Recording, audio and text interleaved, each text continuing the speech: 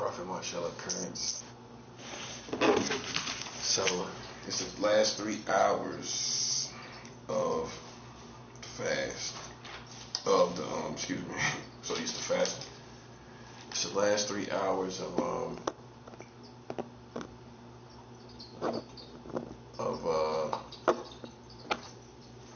year. 2 hours and some change.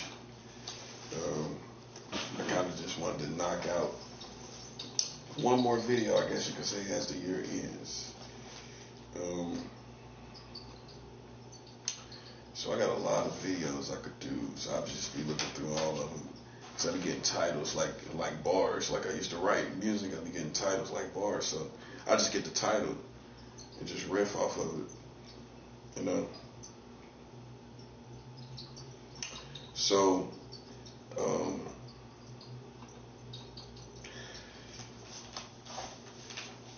you know,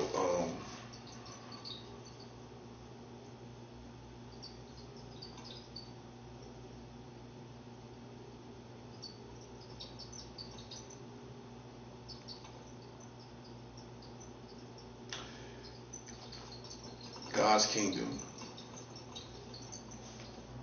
against the entire community of America. God's kingdom, God's entire kingdom against the entire community of America. Now, when I say that, that's obviously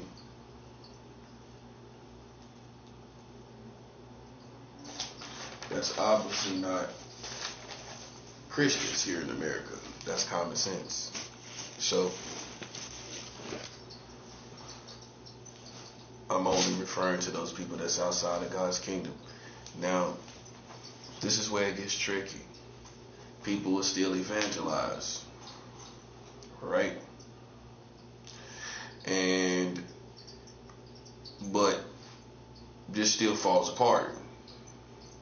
That's it now. This still falls apart while you evangelize. So you're going to see it fall apart while you're getting souls.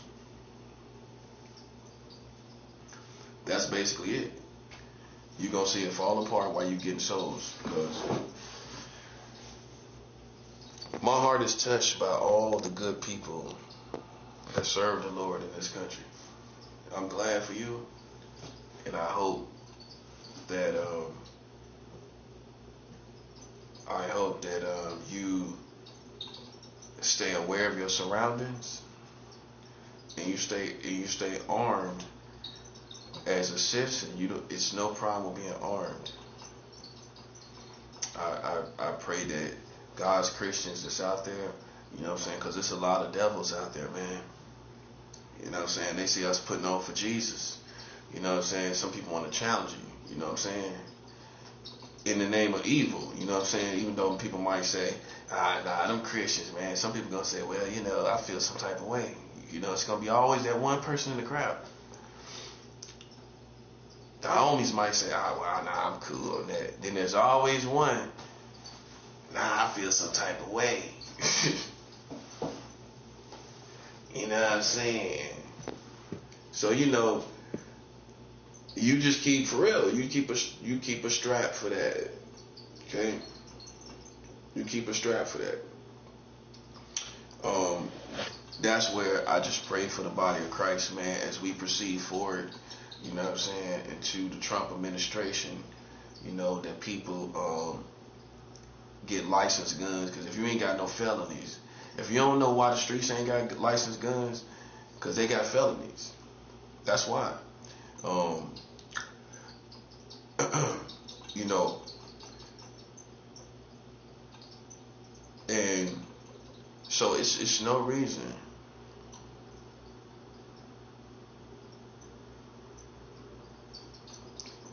for you not to have a gun. See, sometimes we so controlled that we'll think, oh, I can't get a gun. Why? Because you ain't even think about registered guns. You ain't even think about that, because how we stick to codes in the streets where you ain't gonna get no registered gun if you're a criminal, because they gonna identify you with that gun. That's old school. Why would you get a registered gun and you know you're gonna do dirt with it, right? So, but you're not doing any dirt. So go ahead and get you a registered gun. You know what I'm saying? Stop playing to get you a registered gun. So if like I like to put it, if any of them demons slip through the cracks with their free will, because people slip through the cracks with their free will, man.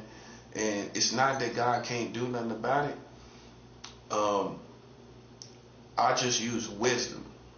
That's why I stay armed, and I advise you to stay armed.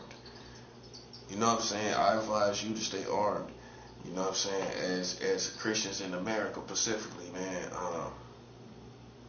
You know what I'm saying? Do you got to walk around with a chip on your shoulder? You know what I'm saying? Why? Because you strapped? Nah. You know what I'm saying? You keep the same attitude, keep the same disposition. See, because you got to have a certain attitude, behavior with a gun. How I like to put it, this is old school philosophy. You should be able to get beat up without pulling your gun. That's how good you gotta be. If you fight somebody and they get the best of you, you should be able to take that butt whooping and not pull your gun. But people ain't built like that no more. They feel humiliated. They gonna pull their gun. Somebody start getting the best of them. But you know, you should be able to take a butt whooping if you lose and not pull your gun. That's how much discipline you gotta have. But if you feel, in the case, let's say back to a fight, if you feel like somebody trying to take your life and they just trying to beat you to death and you feel like you losing consciousness, okay, then you gotta pull your strap to get them up off of you. You know, like just pull it and say, yo, okay. You got the best of me, okay? You got it. You ain't even gotta shoot him. You ain't gotta do a warning shot. You pull it out. Now, if he's still aggressive, he or she's still aggressive, you gotta take care of your business. I'm trying to get you used to the idea that you might have to shoot somebody as a Christian, because it's a part of war, and these weirdos that's in these secret society are relentless, and they playing all type of games, man, with people property. You know what I'm saying? They playing all kind of games with people's belongings. You know what I'm saying? They doing all kind of stuff. And where it's in the physical. It's not just the spiritual, it's in the physical. You know what I'm saying? And so with that being said, we arm ourselves. See, this is my philosophy. This is. I'm not saying I take the philosophy of police, but the last time I was arrested for carrying weapons, I'm in the jail cell, and I talk to the police through the jail cell. That's the type of person I am. You know, I'm one of them type of dudes. I'm gonna be talking in jail. So you know, so I'm talking in jail to the police, like, yeah, man, you know, not no jive time turkey talk, you know, I'm talking real, you know what I'm saying? We talking about carrying weapons. We talk about carrying weapons, right? So with that being said, me and him going back and forth, just kind of talking about carrying weapons and everything like that, and just I think I was asking about what kind of blades to carry, what's legal and all of that and everything, and I think we was talking into what was legal, but I'm outside, I'm in the cell, he's outside the cell, just standing there, kind of police officer. We talking about weapons and carrying weapons. See, that's where the real one gonna go. I'm gonna keep it 100. I ain't gonna go to jail and act like a nice guy. Oh yeah, let me get a donut. I'm a nice guy. I'm keeping it 100. I'm still talking about carrying weapons in jail. That's real. That's real. I'm talking to the police about it and everything.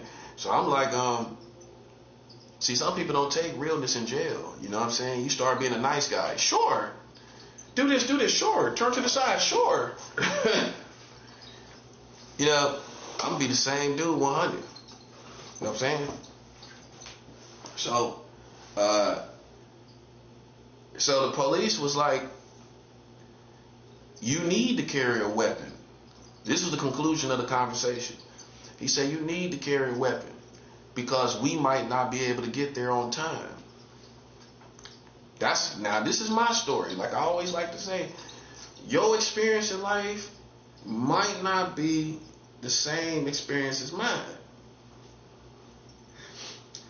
You know, it might not be. But this is my story.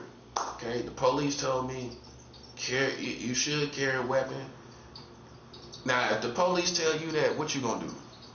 You gonna leave it to your own discretion. Like, say no more. I'm gonna just use my own discretion. You know, long as I got one of them people over there to agree with me, listen. Ain't nothing you can tell me. I don't care who you talking about. I don't care who it is. Once I get a police officer while I'm locked up to tell me, yo, you should carry a weapon because we might not be able to get there on time. Now you can see it's real. I have real conversations about this with the police. So how can people think I'm fake? I'm talking to the police about this. Now I got a license from them to carry a weapon. Hey, that's a license to carry a weapon right there.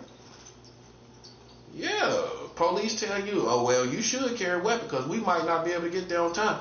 And he didn't see me in no altercation. It wasn't because I had an altercation. It's on principle of carrying a weapon. It's on principle of carrying a weapon, bro. So I learned to be, here's the punchline, a nice guy with a weapon. You got to learn to be a nice guy with a weapon. Okay, yeah, that part.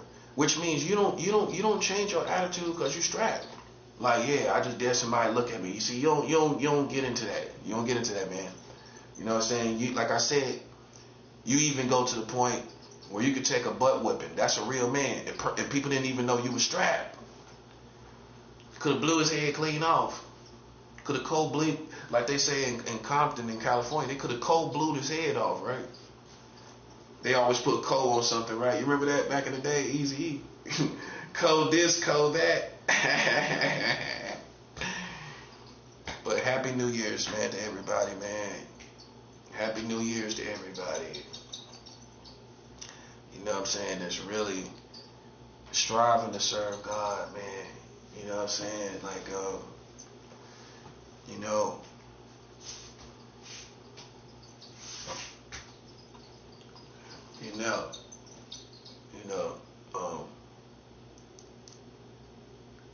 yeah, Eazy-E was probably the only one saying cold this, cold that. Cold, could have cold blew their head out. You know what I'm saying?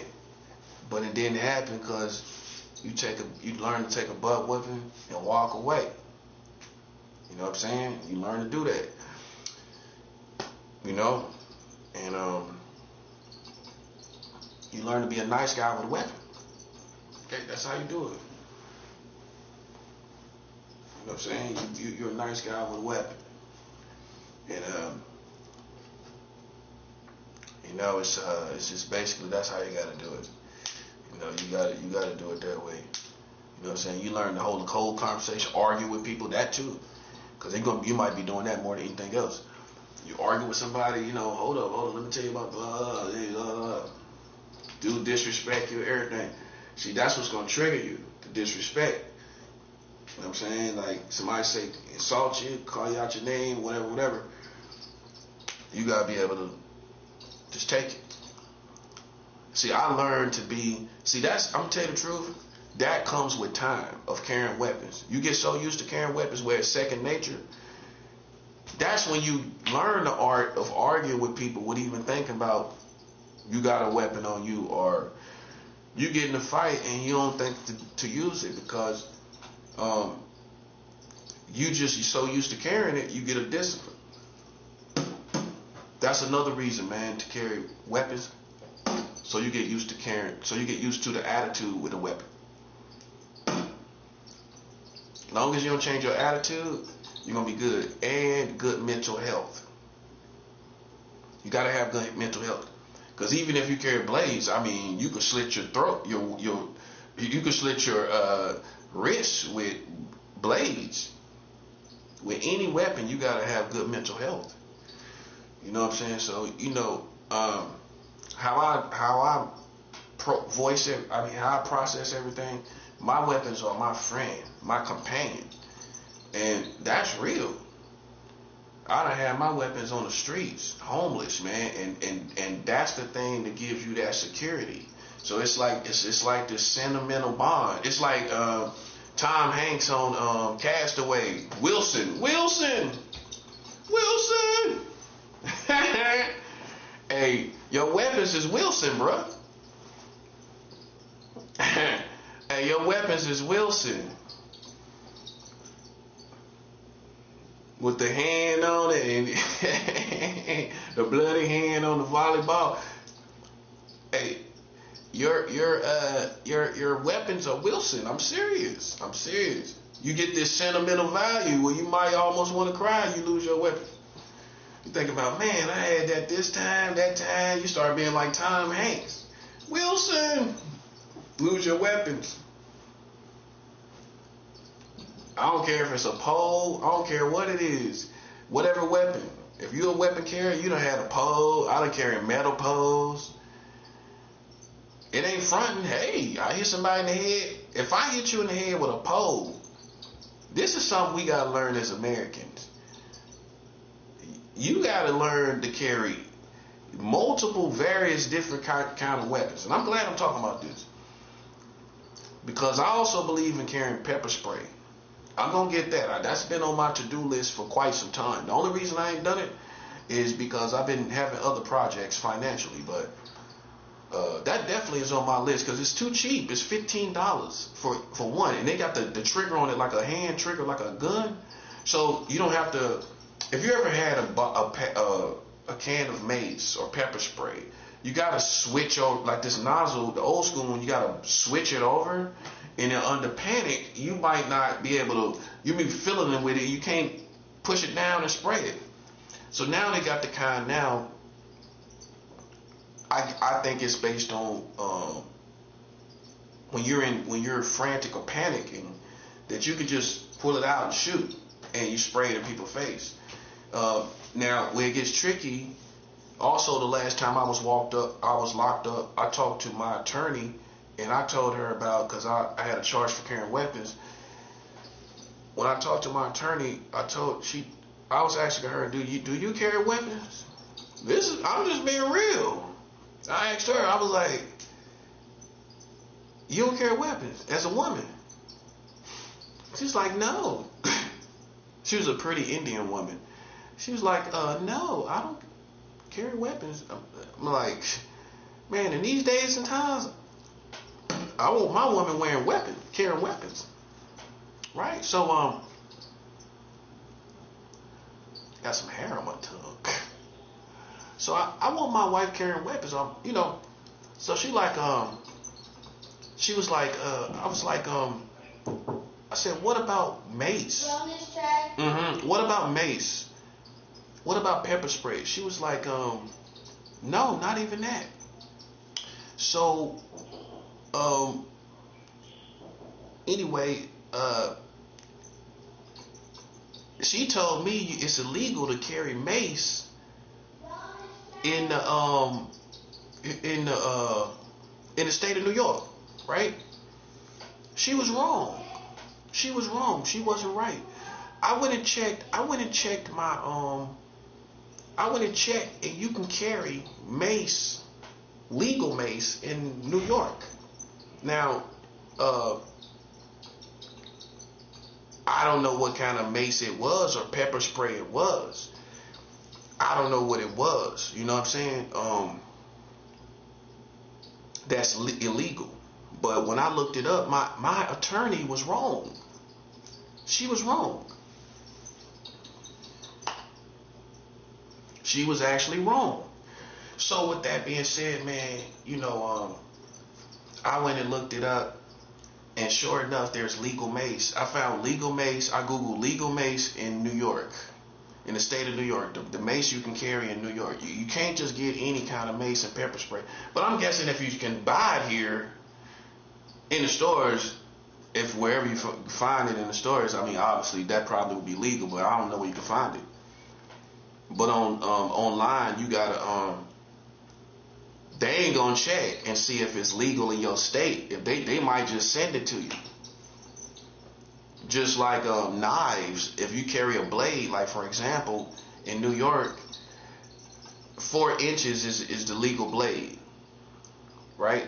You can't carry nothing longer than 4 inches. Now here's the thing. This is what I learned as a soldier. You might not know this. For any blade that goes through your chest cavity, it only takes 3 inches to go into your heart. So you don't really need a big blade to even stab somebody in the heart.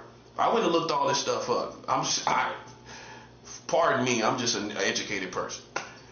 So it only takes 3 inches to stab somebody in the heart.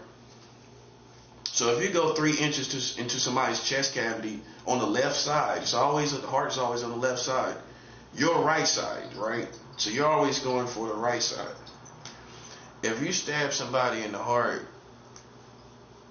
because it don't make no sense to stab somebody in their organs. Organs, all that's going to do is aggravate the person. You got to shoot to kill. You got to stab to kill if you're in danger. If you stab somebody in the left breast, right, the left part of their chest cavity, their heart is going to be off-centered to the left, right? It's not going to be in the middle of their chest. It's going to be off-centered to the left. And you only got to go 3 inches into the heart, to the chest cavity, to touch the heart. It's only 3 inches in. And most people are not aware of that. That's why they make the legal inches of blades 4 inches, because that's even 1 inch more into the heart. So if you got legal blades and you're stabbing to kill, if you're using a knife to kill, that person's going to die if you know what you're doing. I mean, even if people in prison and soldiers can kill with a 4-inch blade, they'll look at stuff that I carry as overkill, but overkill is also for psychological effect. You know what I'm saying? Because if you got a big blade, I guarantee you, man, people gonna back up off of you. And see, for me, my thing is, and everybody probably noticed for me, is I carry always 2 big butcher knives. These huge big butcher knives, you know what I'm saying? And if I got 2 in my hand like this, I guarantee you ain't gonna challenge that. You gotta run. See, once you get armed, to higher levels, I had a machete. You can go look at my other page, and I've actually had a machete. I bought it here in New York. So I'm just being transparent because I believe in carrying weapons. I believe in carrying weapons.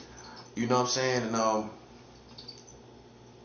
so but all of that is still overkill, and some of it is for psychological effect. It's needed. This is what cops and other people don't know. People will still challenge you with a 4-inch blade in your hand. They will still challenge you. You know what I mean? But the bigger the weapon, it's going to have a psychological effect on the person. They ain't going to challenge you if they know you got a machete. If I pull out a machete, you ain't going to challenge me, man. I'm being transparent. I used to walk around in New York with a machete in my pants. I'm that type of dude. Walking blocks and blocks and blocks and blocks with a machete. Official. I bought it right here in the state of New York. I go, listen, I don't know what black people doing.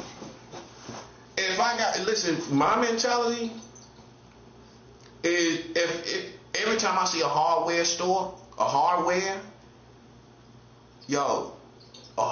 store got machetes. I've already priced it over here in this neighborhood. Dude got the machetes and everything. That's on my to-do list. Right now, I got other projects, you know what I'm saying? And I'm pretty good, I'm protected, that's another reason too. But if I was slipping, I probably would have got it already. But I ain't slipping. So, I already priced 2 machetes over here. You know what I'm saying? Over here, it's like $20 a machete. Like, are you serious? I paid like $39 for the other one. Almost like double that for one machete. But this machete had like a saw on the other side. A lot of people don't like this particular brand of machete because for whatever reason they feel like it can't take impact or whatever. But remind you, if you apply this to carrying weapons, which they won't address really in the videos and talk about machetes, they're gonna talk about chopping wood and all that kind of stuff. But when you apply any type of machete to using it as a weapon, it's gonna be good, but it's gonna be official. Because if you hit somebody with that machete one time, listen, they gonna have a whole change of heart, buddy.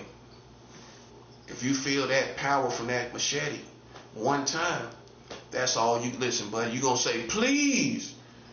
A strong man, listen, a real dude gonna say it. Please. Please. All right. He might say all right to try to save face. All right. Chill. Oh, calm down. Listen, man. I bought me a machete just in case you think I'm playing. You know what I'm saying? I got videos up on YouTube right now. You can go see me when I pull the machete out the box. You know what I'm saying? So, you know, it's not nothing fabricated. I don't play any games. Okay, so I'm already to a certain point where I'm very used to carrying weapons. I go to the store and show my face. See, to be a real weapon owner, you gotta be a nice guy. You gotta be an honorable person. Cause you gotta show your face. You know, I go to the store, buy a machete, I show my face. Yeah, what's up, man? You got machetes? Oh yeah, we got one for $39. Okay, let me get that one. I went and priced it. I priced it first. Oh yeah, let me get. No, I had the money. I already had the money. Cause I had to call first. So I found there was one in my area. They had a machete store, a hardware store right down the street from me. I bought the machete for $39.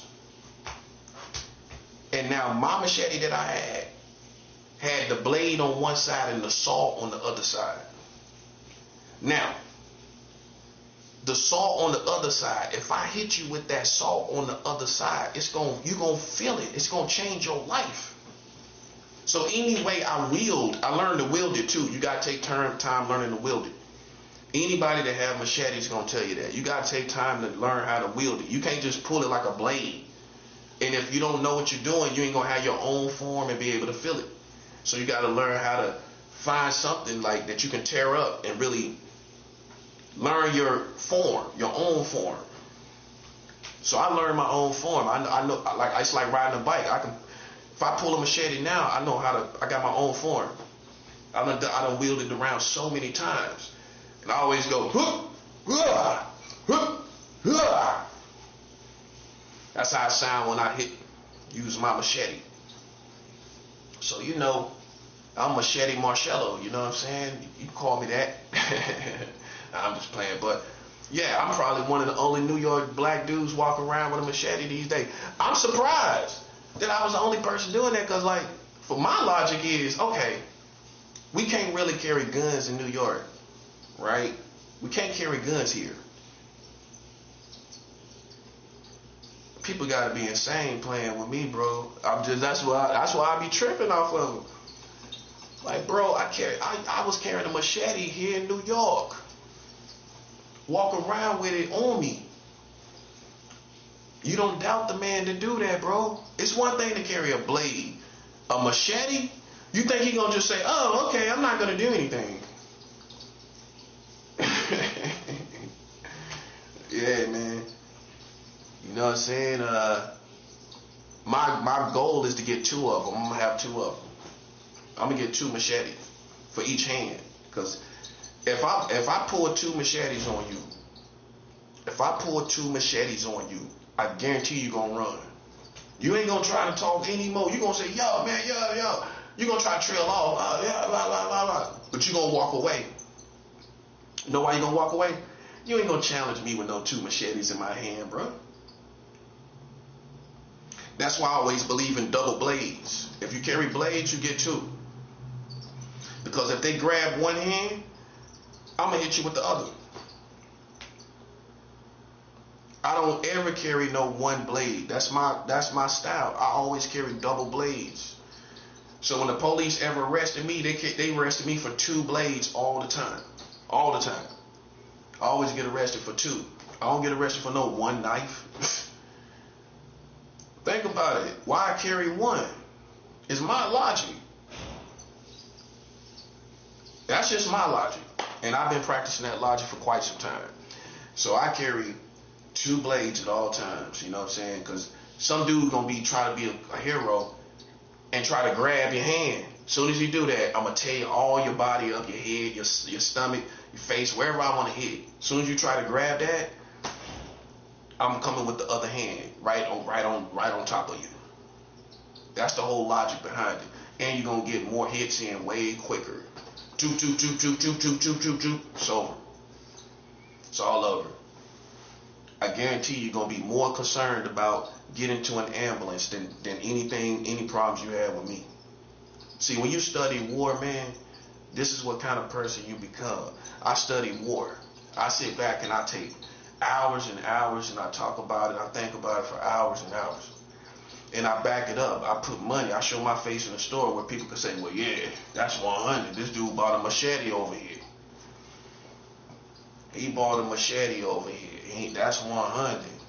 That's what I'm saying. Now, you ain't never bought a machete in your life. And it's right here. Because you're not thinking like a soldier. You're not a killer. You're not a soldier. Wherever you was, you would have thought about it. That's why, if you was, you would have, why you ain't think about it? If you already carrying blades, why didn't you think about a machete? You didn't think about a machete. And see, most soldiers will even admire a machete. Even a gun-wielding person will take time. Let me hold that. Let me hold your machete. See, now when you get past blades and you get to the highest ranking blade, well, the highest ranking blade would probably be a sword. That would be a sword, right? But look, and then you get machetes, then you get daggers, then blades, knives. Okay, but the highest ranking knife is a butcher knife. That's what, the butcher knives is official. When I go in the store, people look at me like, oh man, I hope nothing happened to him. Because I have the right behavior and temperament when I carry weapons. But that's what makes people sleep on you. When you get used to carrying weapons so long, people sleep on you, man. They think, and when you get used to talking about it too, you see how comfortable I am with talking about it? They'll sleep on you like that. They waiting for weakness. They waiting for some type of flaw or whatever, right? But come on, man. How far you think I'll let you try me and I carry weapons? That's how your mindset should be. Yeah, how far you think I'm going to let you get with me? I mean, if I feel like you endangering my life, you think I ain't going to take care of my business? Of course I am. That's what you're going to do out of fear for your life. You know what I'm saying? So that being said, think about it. Somebody feel like they going to die. And they got weapons on you, you think I ain't going to use it? You must really think I am a coward. Ain't no way in the world. If I feel like my life is in danger and I got weapons on me, that's the whole point. You feel like your life in danger? That's what it's all about, buddy. So like I said, you can work up to machetes too, but I recommend going with pepper spray. First, every woman should have pepper spray. Because now, when you shoot pepper spray at somebody, you're not supposed to stand there. Because people don't have no tactics. I've thought about all this stuff. The style, how you do it, when you spray somebody with pepper spray, you spray and flee. You spray and run. You don't stand there and just spray and just stand there. That's not the tactic behind it. And I don't think people teach this. It's nowhere on the label, So when you spray it, you run, you flee. That gives you the chance to get away. That person's preoccupied.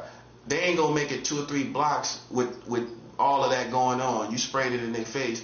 and then you hit other blocks, turn point, they gonna be discouraged. They gonna turn around. Ah, man. They gonna go into a store and act like the victim. Y'all got some milk? Pour some milk in my face and my eyes.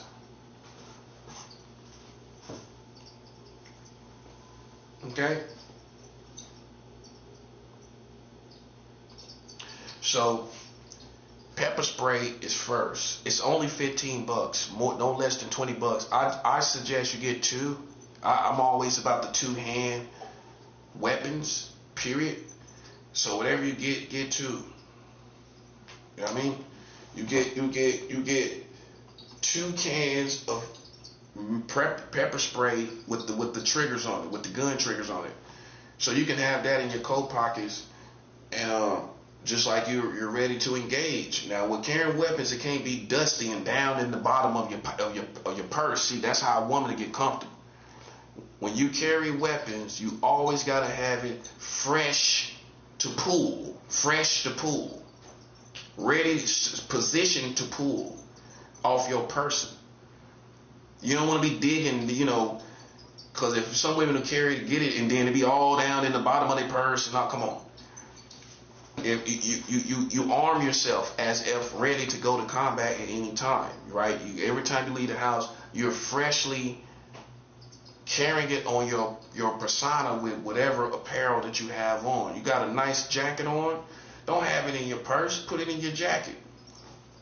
Like you're an armed man or armed woman. You got 2, you put it in each pocket, boom. You pull it out, you use the triggers, you spray it all in their face, and you flee off. Even if they got a gun, if you shoot somebody in the face with pepper spray, you run a circle because it's gonna be hard. You don't run straight. Run a circle that they gotta move around. When they sprayed in their face, they're gonna be and then they gotta move around. You ain't gonna run straight where they can halfway look and halfway shoot and halfway see. You run a circle. Okay? You try to find a circular, semicircle running route where they're forced. The point is they're forced to wave their gun around, not just hold it and shoot right in front of you. See, the main problem with Americans is they try to square up with everybody. Even when you got a gun, you don't square up with nobody. Duck down, do a little maneuver, and you beat most Americans.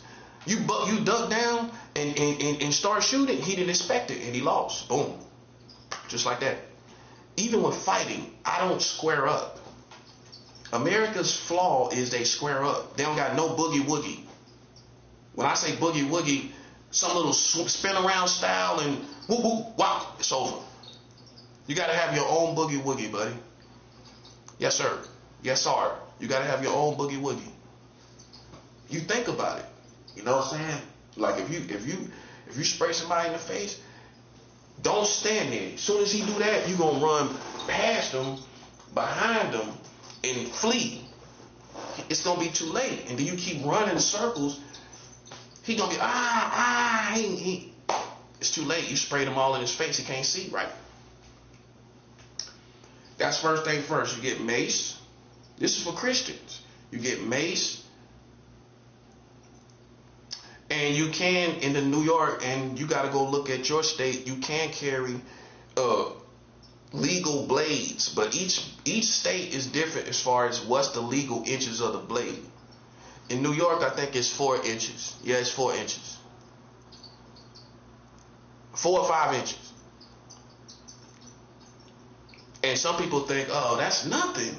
No, it is. No, if you ain't trying to slice and dice, if you stab at somebody in their face and their eyes, see, some people ain't killers. You can't do that kind of damage because they can't come back from it. So once you do that, you're gonna find out what you're made of. If you can't stab somebody in the eyes, in the face, because if you even take a 4-inch blade and put it through somebody's eyes, I guarantee you, bro, he or she is not gonna be concerned about you no more. All that arrogance, all that rah-rah, all gone. You stab in the face. You stab in the heart. Nothing else. Throat is kind of okay. But I was stabbing the windpipe. If I really had the person lined up, I stab you in your windpipe. You done, buddy. If it goes through your windpipe, you're going to feel that blood coming out. You're going to lose. Instead of slicing the throat, you penetrate the windpipe. I'm just a dangerous person. I can't help it. I can't help it, man. You know what I'm saying? I'm going to think about ways to really get you down. Because instead of slicing your throat, some people can live through that. You know what I'm saying? You can't, if I use even a 4-inch blade, if I penetrate your windpipe, you ain't going to make it. You're going to have to be rushed to the hospital immediately because the blood is going to suffocate you. All that blood going in and out of your windpipe, that's what's going to choke you out. You got to be dangerous if you carry weapons. You can't hesitate. Next thing, you can't hesitate. When you see it's time, it's time. Boom. And you think while you're engaged with somebody. You don't lose your mind in anger. You think. And you think according to what's legal. How I'm not going to get no murder charge. Because these days, for me, I'm not getting nothing but manslaughter. That's the best I'm going to get, buddy.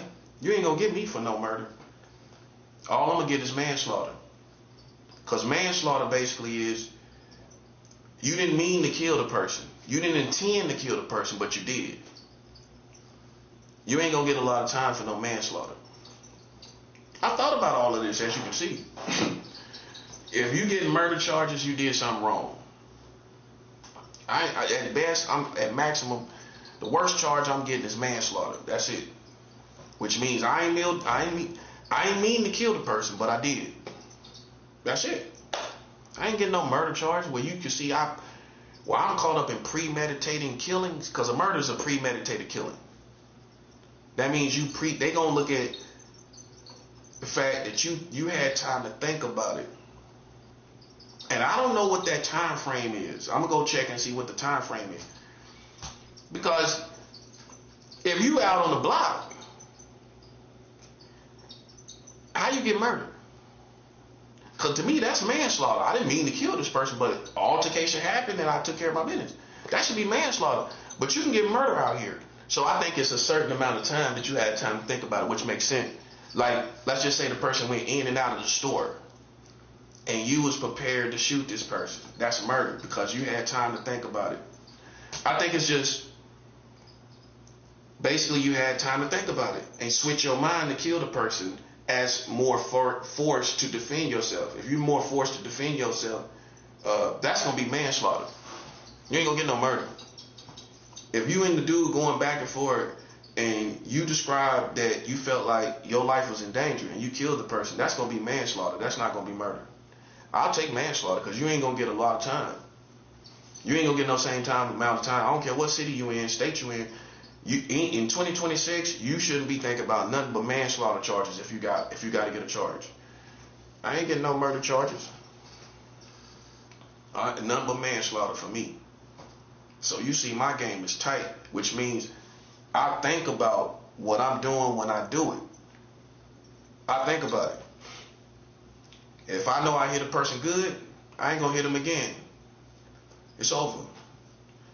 If you keep overkilling, you keep stabbing a person, they gonna look at how many counts of stabs you got. They gonna add it all up in the court. They gonna say you stabbed this person 90 times. Nah, that's overkill. That's overkill. If you hit them a couple times, boom, boom, boom, boom, they dead. They bleed out. You good. That's why it's more important to stab to kill. To stab to kill. Okay, I hit you 2-3 times. That was it. Now the courts don't really know if it was an accident or not, really, because you just hit 2 or 3 times. So they gonna look at between the altercation that you had with this person, you hit them 2 or 3 times and they died. That ain't gonna get they ain't gonna look at you as an animal.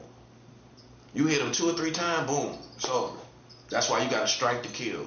You don't stab a person 15 times. And that's the average situation for most people. They pull a blade and now you acting like you fighting this person. You devastate this person. You slash, you cut up their face. Where that's the first thing I would do. If I pull this blade and you square up, like you're ready to try to grab it from me, punch me, first thing I'm gonna go for is your face. Because I'm gonna put you out of commission. If I go for your face, you're gonna be too preoccupied. It's gonna be too much blood in your face. You ain't gonna be thinking about me anymore.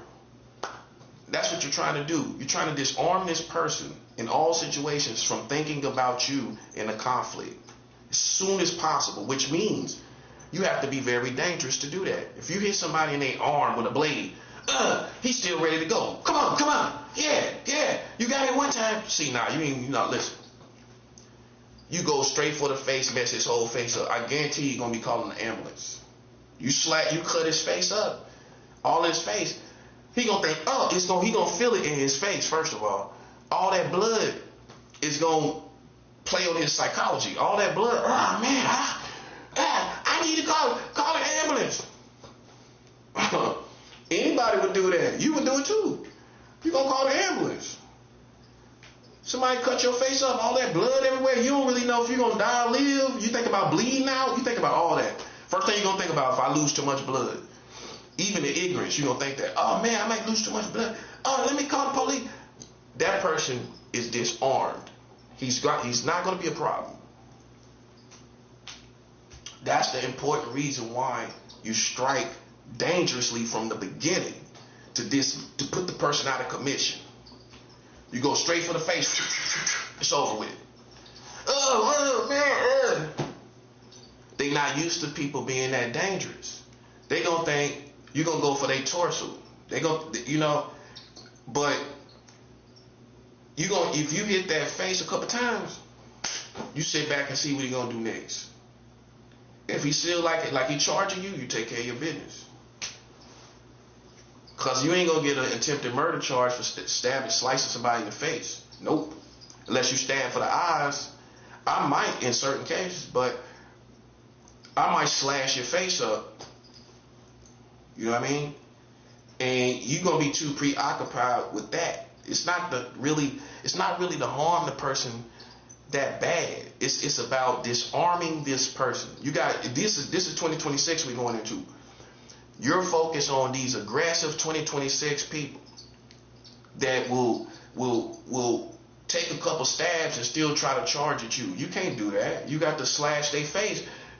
Because if it comes to the point where you got to pull a blade, what are you trying to do? You trying to poke them a little bit? You see my logic, right? You're not trying to just poke them a little bit. You're trying to put the person out of commission by the time you pull that weapon. Which means it's already A-okay to go ahead and slash their face anyway. If you're not just haphazardly pulling a blade and you're pulling it to protect yourself indeed, then you shouldn't have no problem with going for the face. You cut up their face, you gonna feel it. It's gonna sting more in your face. You ever got some scratches on your face or something? It's gonna sting so bad, right? Because your skin is soft on your face, right?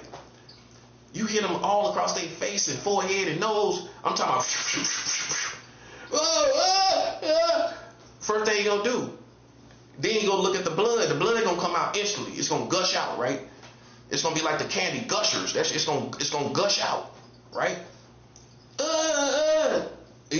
All he doing is you bastard, yeah. Hey, you know when the black movies come on TV and they trying to blank out the words, and they say they make up all these other words that sound so quirky. You bastard, but really he was cussing on that part. You bastard, come here, you bastard, come here. Hey, you ever seen a movie where they put the ad libs on there when they trying to get the cussing out? It's so funny to me, man. I be tripping off that. You bastard, come here, brother. You bastard, you come here, brother. Come here, brother. You bastard, come here, you brother. Hey, he'll say, come here, you brother. Man, did that guy think that was a good ad lib for him to put that in there? Come on, brother, you come here, you brother. Hey, that's what's gonna happen to him when you slash him in the face. Come here, you brother. Come here, you brother. He gonna be saying, "Come here, you brother. You bastard, you brother."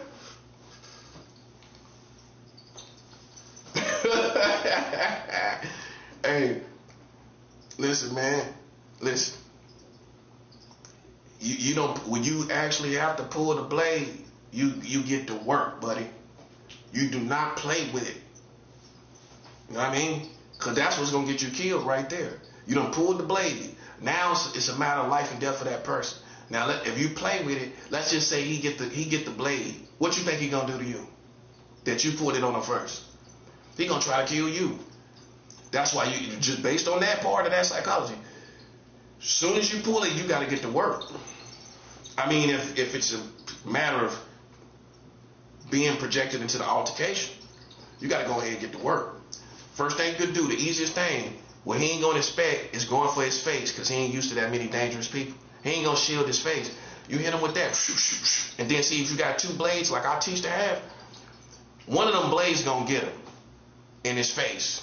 That first one don't get him, next one's getting right across your head, buddy.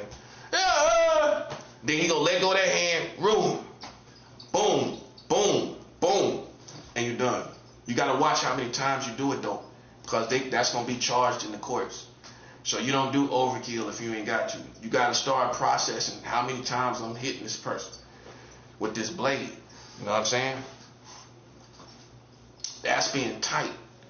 You know what I'm saying? You know, if we're gonna be assassins, let's be clean and tight. You know what I'm saying? That's all I'm saying. Know what you're doing.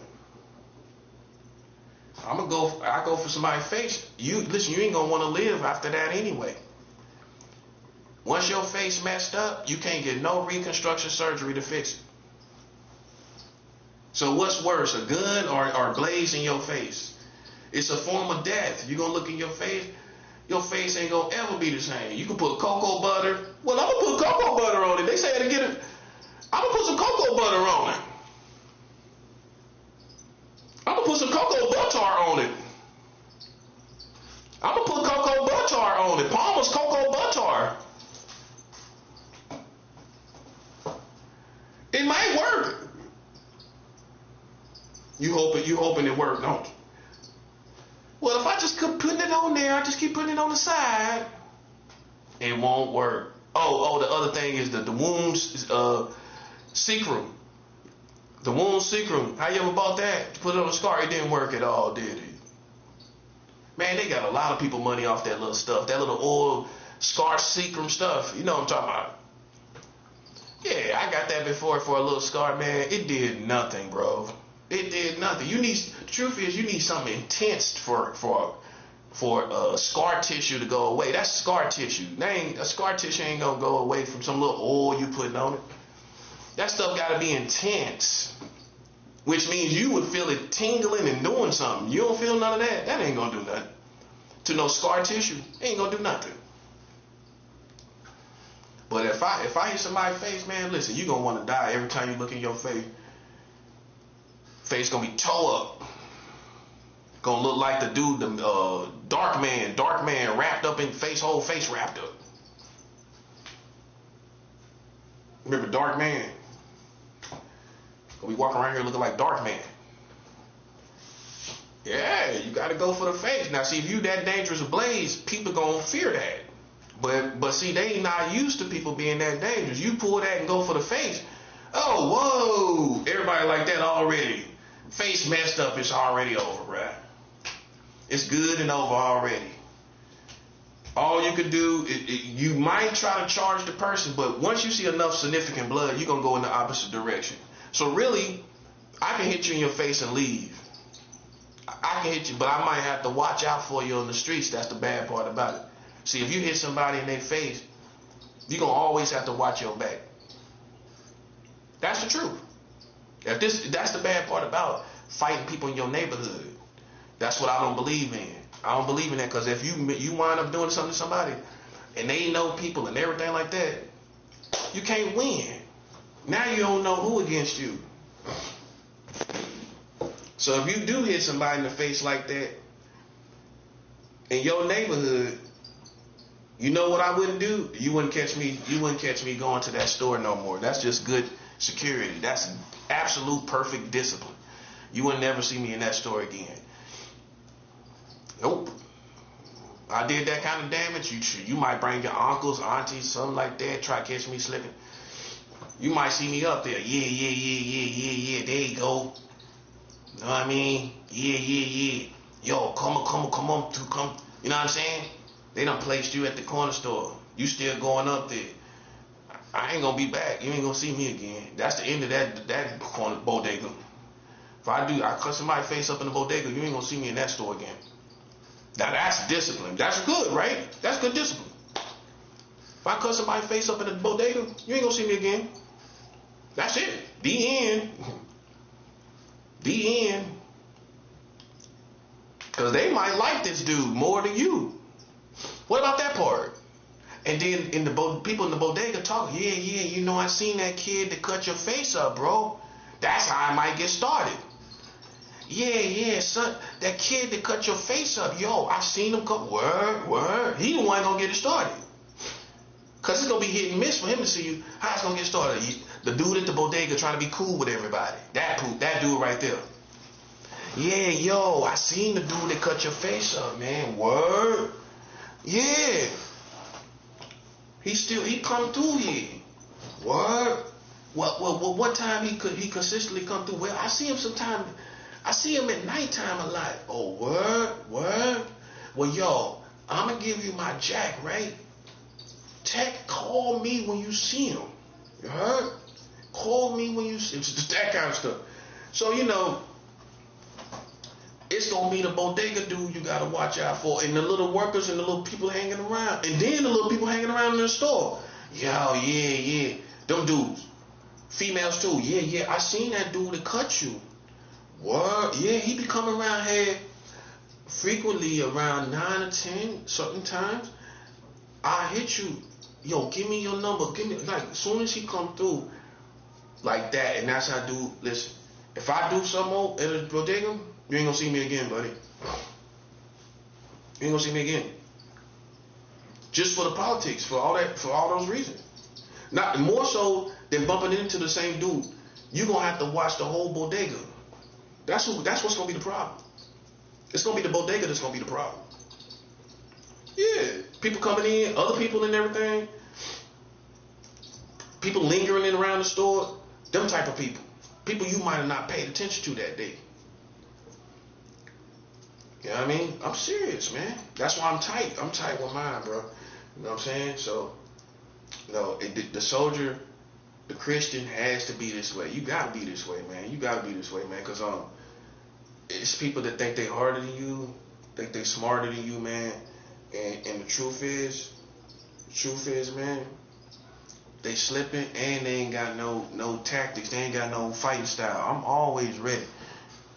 And like I said, I'm gonna get manslaughter if I get any charges.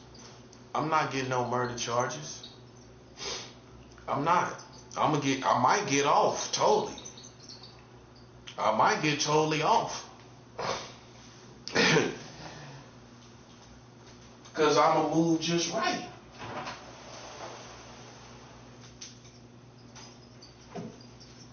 I ain't gonna be slipping.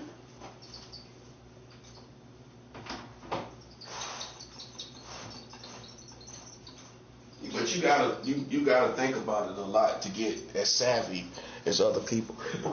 You gotta think about it. You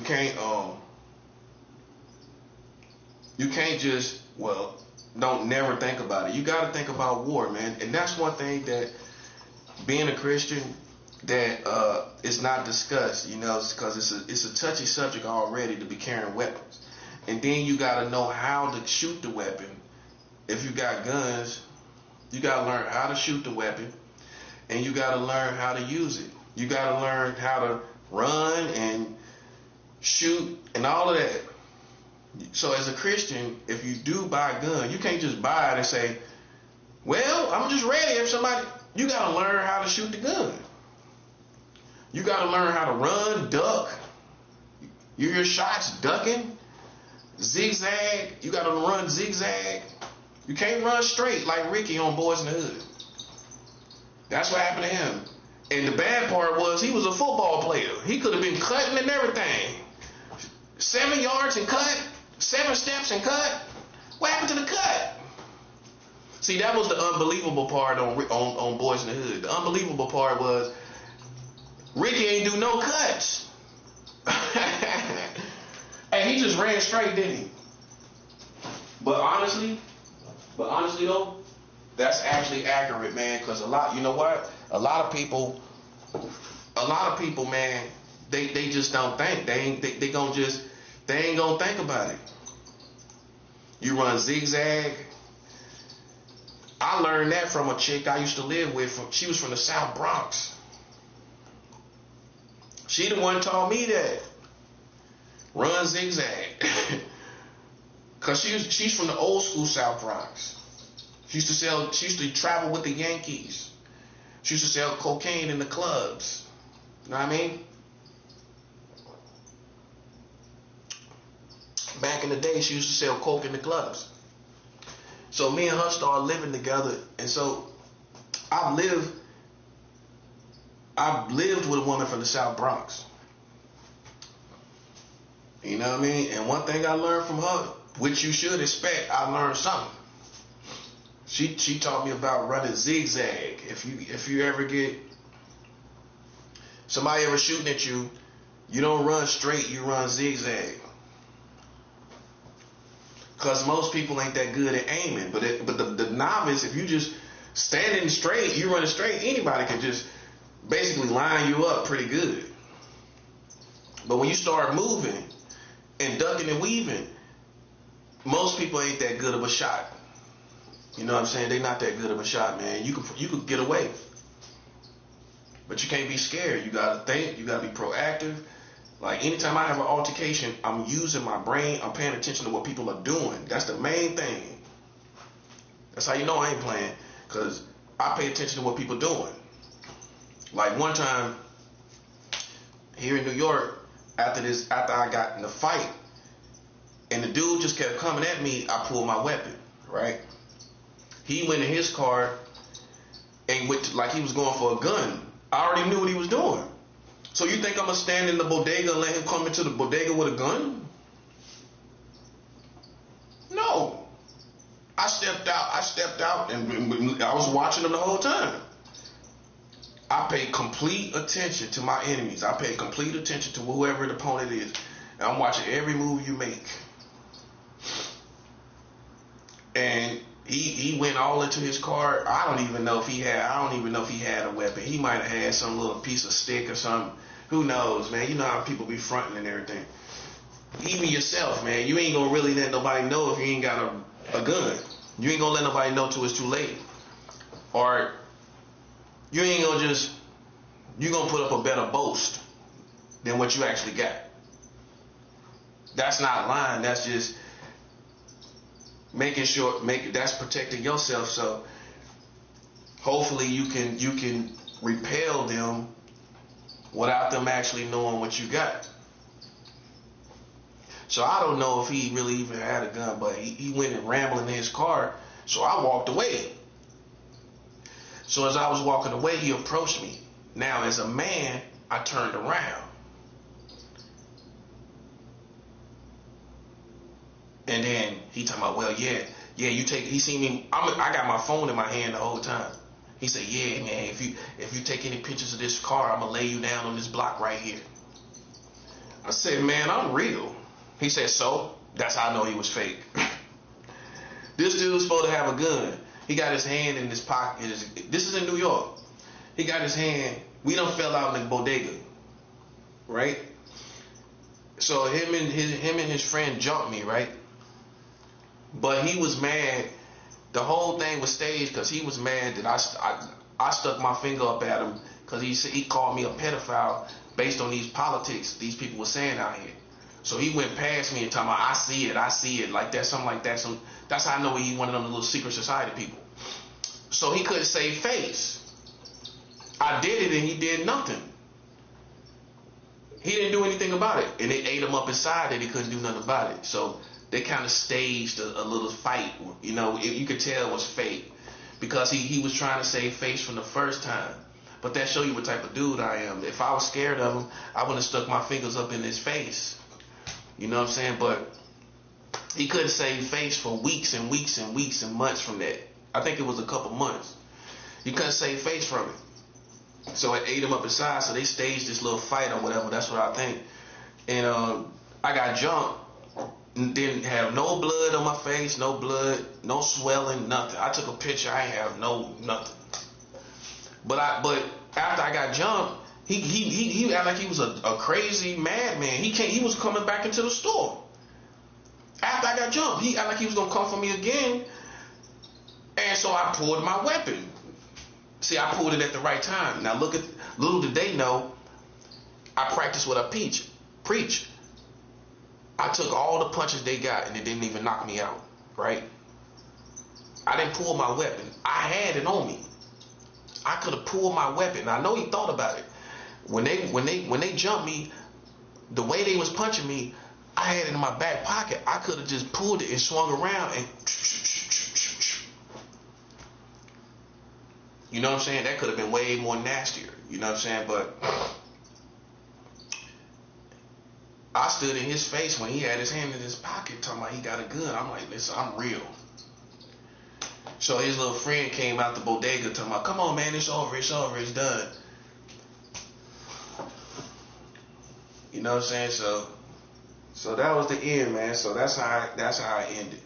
You know what I'm saying? But as a kid, I done had a gun pulled on me when I was like 15 years old. I was like 16. I had a gun pulled on me. I got robbed at gunpoint. You know.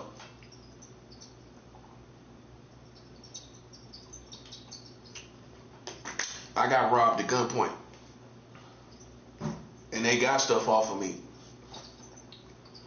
So that's why, you know, some people don't have no real life experiences that pull them into the real world to talk about these type of things. Now, when you have real altercations, and the more real altercations you have, you start talking about how you gonna defend yourself in these real situations of altercations.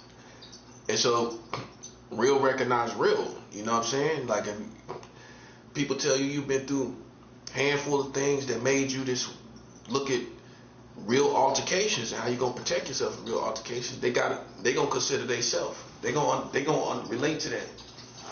So, like I said though, in New York, a 4-inch blade is the legal blade. And I realized why they did it, because through the chest cavity, like I said, it takes 3 inches to go into a person's heart. So you could have a 3-inch blade that basically penetrates the heart and all the vessels around it and all of that. If you got 4 or better, you're going to go 1 inch or better into the heart, and it's over with. So they considered, I think they actually considered what type of blade, how many inches of a blade you need to kill somebody. And they cut it right where they based that off the chest cavity, where it's just 3 inches to get into it from the chest, which most people don't know that. That's not far. The heart is really right there. That's why if somebody gets shot in the heart, it's over. The bullet definitely is going in. 3 inches, it's going way past 3 inches. It's going way past 3 inches. But like, you know, a blade, you only need 3 inches and going in. You got 4 or 5 inches, that's inside the heart easy. And then if you move it around, it's over with, bro. It's over. If you put it in and move it kind of around and they moving around, that's it. That's over. Because it's going to do more damage. You know, and it's over. You don't even got to do anything else. See, now, let me put the punchline in. We have to be like this because of the frustration of our enemies. These witchcraft people, these secret society people, they're frustrated and mad that they dead, right? You can't. What you gonna do? Okay, you have to protect yourself, you got to be ready to protect yourself. And in order to protect yourself, you have to know what you're doing. You can't just get a blade and just sit there. So this ain't even carnal talk. This isn't even sinful talking. You know, it's David. It's like David. This is why in the days ahead, I'm going to be talking about David with the war strategies and tactics. David with the war strategies and tactics.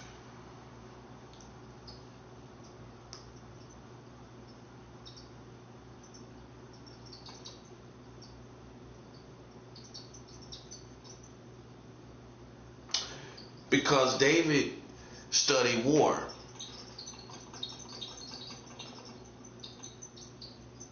David studied, he had to study tactics.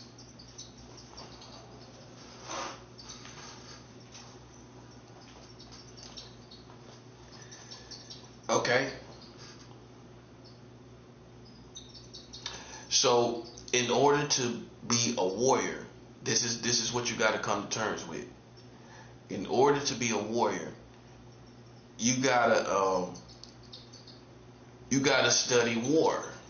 You gotta study strategies of war. You gotta understand it, not from a thug's perspective, from a soldier's perspective. You gotta, but if you in the hood, you black, you gonna be more ahead of the game. You're gonna be more ahead of the game, understanding how people moving out here. Because everything changes with every year. Everything changes. And it gets worse and worse. And the only thing that makes it worse is how quicker people are to kill. That's it. That's all it is. So if you really don't know, in summary, what it is, how this stuff changes, people are just quicker to kill. That's it. And that's what a lame person don't know. People are way more quicker to kill, bro.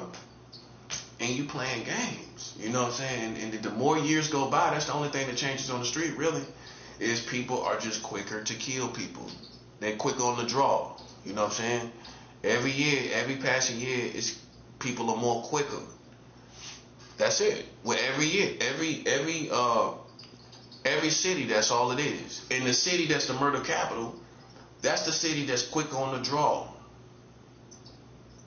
You know what I'm saying? They quick on the draw. They faster than other cities. You know what I'm saying? Like Jackson, Mississippi was the murder capital. St. Louis was the murder capital. You know, the Midwest, New Orleans, Memphis. I think in 2020 when COVID came, Memphis was the murder capital, which means they was the quickest on the draw, basically. That's all it's about, because it's always going to be altercations in the hood. And some people going to argue and fight and make up, and some people ain't. And some cities ain't. And that basically comes with altercations. You know, these altercations, man, people just quick on the draw where you can't disrespect people no more. That's basically what it is. It ain't even to the point where it went to a fight and then escalated. Nope.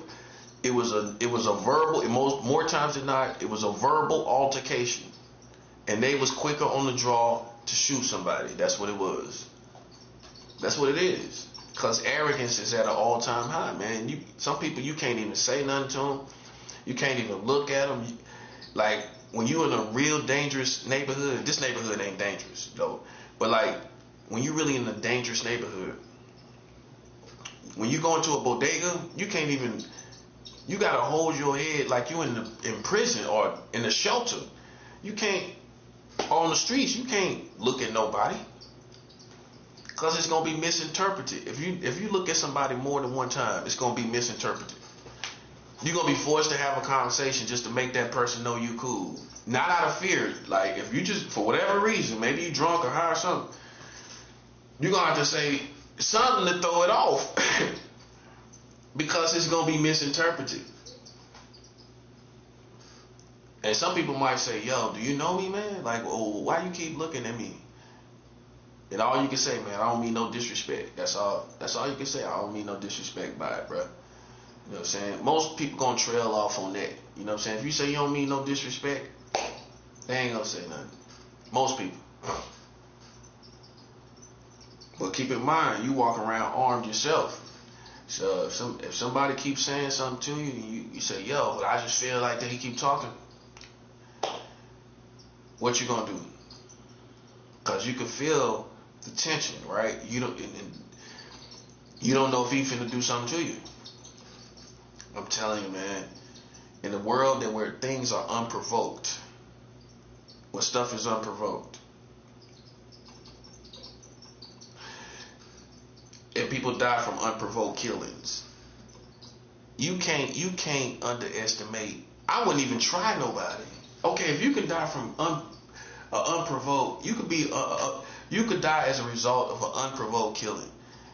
How are you gonna try people? People out of touch, man. I'm not out of touch. That's why I can go to California. I can go anywhere. I've been through California, New York, everywhere this year. California, New York, North Carolina, I ain't have no problems. I walk through the streets. I drink wine walking through the streets at all types of night in all those places. And I ain't never had no problem. I walk blocks. I walk 20, 30 blocks in New York. I never had no problems. I'm that type of dude because I'm a southern dude. I like to take long walks. So I in the wintertime, which is my favorite season, one of my favorite seasons, I like to take long walks in the winter. Just because the lanes out the way, all the family out the way. In the wintertime, at night, ain't nothing but the strongest out there. You know what I'm saying? So for that reason, I like to walk out there. You got the right crowd. You know what I'm saying? Like, because family's going to come out in the summertime and be out there all night long and all that, especially in New York. When it's cold, ain't nothing but grown men and women. And yeah, that part. And real ones out there. That's all that's out there. So with that being said, in the wintertime, I take me a long walk in New York, 20, 30 blocks. Feel that good cold. You know what I'm saying? It's a workout. It's like a workout. It feel good to a man. You know what I'm saying? To exercise your body like that. You know? But you gotta know how to carry yourself.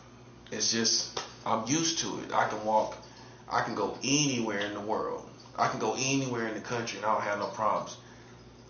Other people can't do that. For some reason, you either gonna be detected, maybe you don't do nothing wrong, but you're detected as the weak. You're considered weak, prey. So it might not be necessarily that you did something wrong, you just considered as prey. So it's like it's a way you gotta carry yourself, and I just can't explain it. It's just, you just gotta get used to it. And it changes. It changes, bro. You know, but all I can say is, man, I don't allow people to act like they're in competition with me, because your opinion don't matter. That's all. Your opinion and your family's opinion don't matter. Okay? It's that simple. And we know you ain't gonna try me. So, and that's that.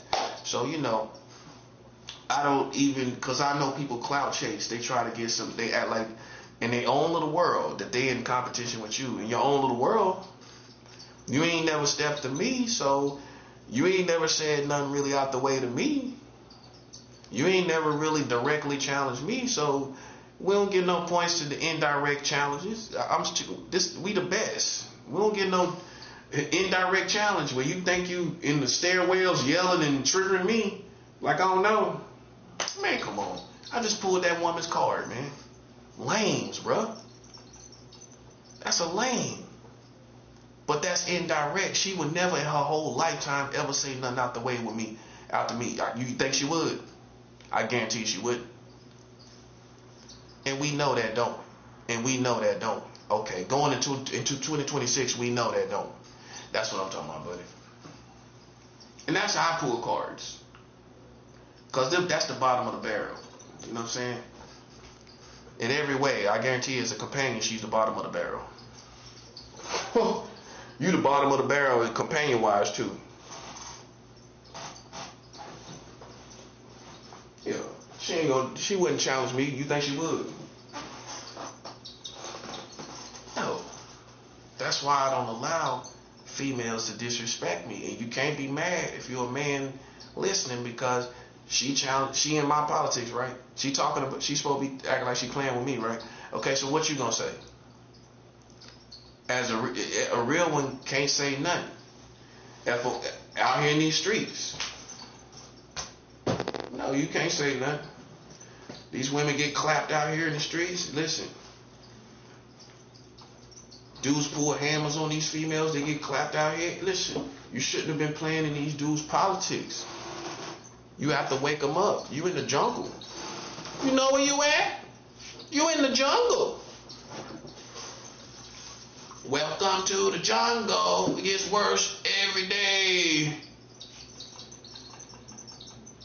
You can steal as you please, long as you don't take it from me. You know what I'm saying? You can. I'll piggyback off of that. You can do as you please, long as you don't do it to me. Hey, yeah, you can do as you please, long as you don't do it to me, buddy. I'm aware of the jungle, buddy. I make you aware of the jungle. You can't make me aware of it. And your best attempt is a lame attempt to make me aware of something I'm already aware of. But we know you ain't got to listen. No pun intended. You ain't got the balls to test me. Well, you're a female. You ain't got no balls. You ain't got no balls to test me, do you? No. We know you don't.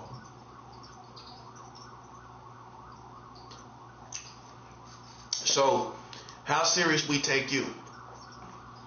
None. No serious. No serious. We call it no serious. How serious we take you? No serious. Them little lames, man, clout chasing, man. Black people these days good for clout chasing. You gotta pay attention to it. They try to make if you got a reputation, they're gonna try to get some type of reputation off of your name. They're gonna try to get reputation off of your likeness. You know what I'm saying? And you gotta keep them at bay. You gotta keep a lame at bay. If you ain't got the manhood or the womanhood to challenge me directly, then man, come on. I know you clout chasing basically. You just waiting to get a hit or a lick on me worth talking about, or saving face for your little community. So you know, it's just being aware, you know. And I'm aware, as you can clearly see, you know. Like I said, you have to arm yourself. Arm yourself, bro. You gotta arm yourself. You know what I'm saying? Yeah, this is important because, see, when a lame realizes you have weapons, they gon' bow out. They gon' bow out. Now, black people are particularly scared of guns. If somebody know you got a gun, they know you can shoot them from the window, everything. This is why we believe in it, man. And because for what a lot of people that's black are not afraid of knives. They're not afraid of knives, but that's how they get killed all the time. You gotta be aware of any type of weapon that can kill you. Somebody can pull out a metal pole and hit you in the head, and it's gonna knock you out. You think it ain't gonna really do nothing. They hit you in the head one time. Especially these women, you got a little old head. Somebody hit you in the head, your little head. Somebody hit you in the head with a metal bar one time. Man, they gonna knock your little head tail out. You gonna be knocked out from a bar. Boom, hit you in the head. They hit you in the head one time with a metal bar, man, and it's over. So for me, I mean, and then you're going to get less of a charge because that's not an assault. That's not a gun. They might even think you improvised. You improvised and just found that on the ground or something or whatever. And ultimately, they're going to think you just had something on your person to protect yourself, which is going to look way better. Because you do supposed to protect yourself. If you talk to these police, they're going to tell you that So that's why, like for me, the last time I was in jail, I talked when I was in Jamaica. The other time, you know, when I had my apartment in Queens, and I used to go over there for the doctor's office, for the doctor's visits. I used to have to go over there even though I left, and I got arrested on what y'all call Halloween. I got arrested on Halloween at the doctor's office. The police, 2 or 3 police came into the doctor's office. You know what I mean? So, but once I settled into jail, police, like I said, they tell you, you have to carry weapons. So anybody doubt me, man, I got too much credibility, bro. The police and NYPD know. Now, if you a clown because you a clown, right? Okay, then you going to doubt somebody else with weapons.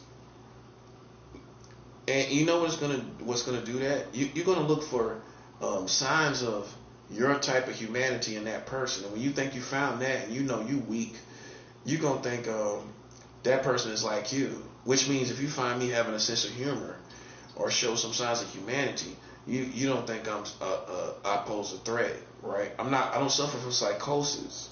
I'm not psychotic. That type of person that size people up like that, you're expecting them to be kind of psychotic. I'm not psychotic.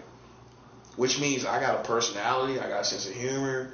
Like most black people, I got flair, flavor, and I carry weapons. You'll find black dudes got sense of humor, personality, everything. Armed up with hammers. All armed up, big baby. And got all kind of personality. You know what I'm saying? So, I mean, it's a sign of really not knowing black people. Because I know all different type of personalities of killers. And if you that type to try to size people up, that's how we know you ain't from the streets. Because when you get around black people, it's gonna be killers of different personalities. It ain't one kind of killer. There's no such thing. And if you ain't been around a whole bunch of killers, you gonna think basically a killer is a person that has like a kind of psychotic personality, where they kind of quiet and move a certain way. Yeah, because you ain't from the streets. Then when you really get in the streets, you meet flamboyant killers. Personality, flair. You meet their family. They a normal person. See, so that's like how I know who real, man. When I see people that I know carry weapons and a threat, and they're a normal person, I know you're a real soldier. You're a killer. These people that pose, they look for contradiction from you being real, like they gonna find it that easy. And truthfully, they ain't been around no ghetto people. They ain't from the hood, no. Cause when you ghetto, you're ghetto. You know what I'm saying? I might just say something a certain way, think a certain way. I still will protect myself. You ain't gonna doubt that. So if you go into a ghetto house, you're gonna see people like make missteps. They might, I dropped my cup. Do that mean she fake? She probably tipsy. But a lame gonna think, she fake, she dropped a cup. I promise you I can't make it up, man. It's people that, whether you do, let's say you drop a cup mentally, something that they think that contradicts you being real, but it's just the equivalent of like dropping a cup. And if you're from the ghetto, you know that psychological drop of a cup or the physical drop of a cup means nothing. This person is still a dangerous person. If anything, you ain't gonna try to play around the fact that they did it, knowing how dangerous they are. You ain't gonna try to pay that much attention to it, out of respect. So you know, man, like you think like that's how I know people ain't from the hood. You know how I know? Cause at the least thing you think somebody contradict themselves from being real, and then you get around ghetto people, they make all kind of mistakes because they human. That's why people like them, because they human. They act human. So if I like fall down on the ground, that don't mean I'm fake. Fall down in front of these Freemasons, that person fake. Why? Because I failed? Because I had a certain thought? That makes me human. Come on, man. That's why, like, man, I be tripping out people. You ain't been around no real ghetto people. You haven't. No, you haven't, man. You a lame, bro. Oh, I know I'm right. I know I'm right, buddy. I got ghetto people in my family. I live in the ghetto.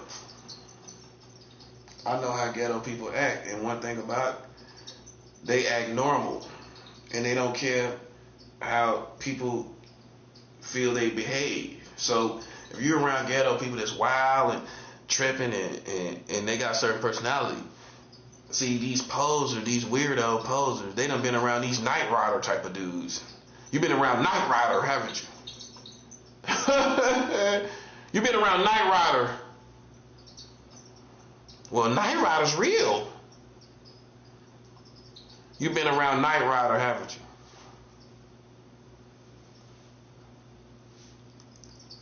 You've been around Knight Rider. That's the truth. That's accurate, ain't it?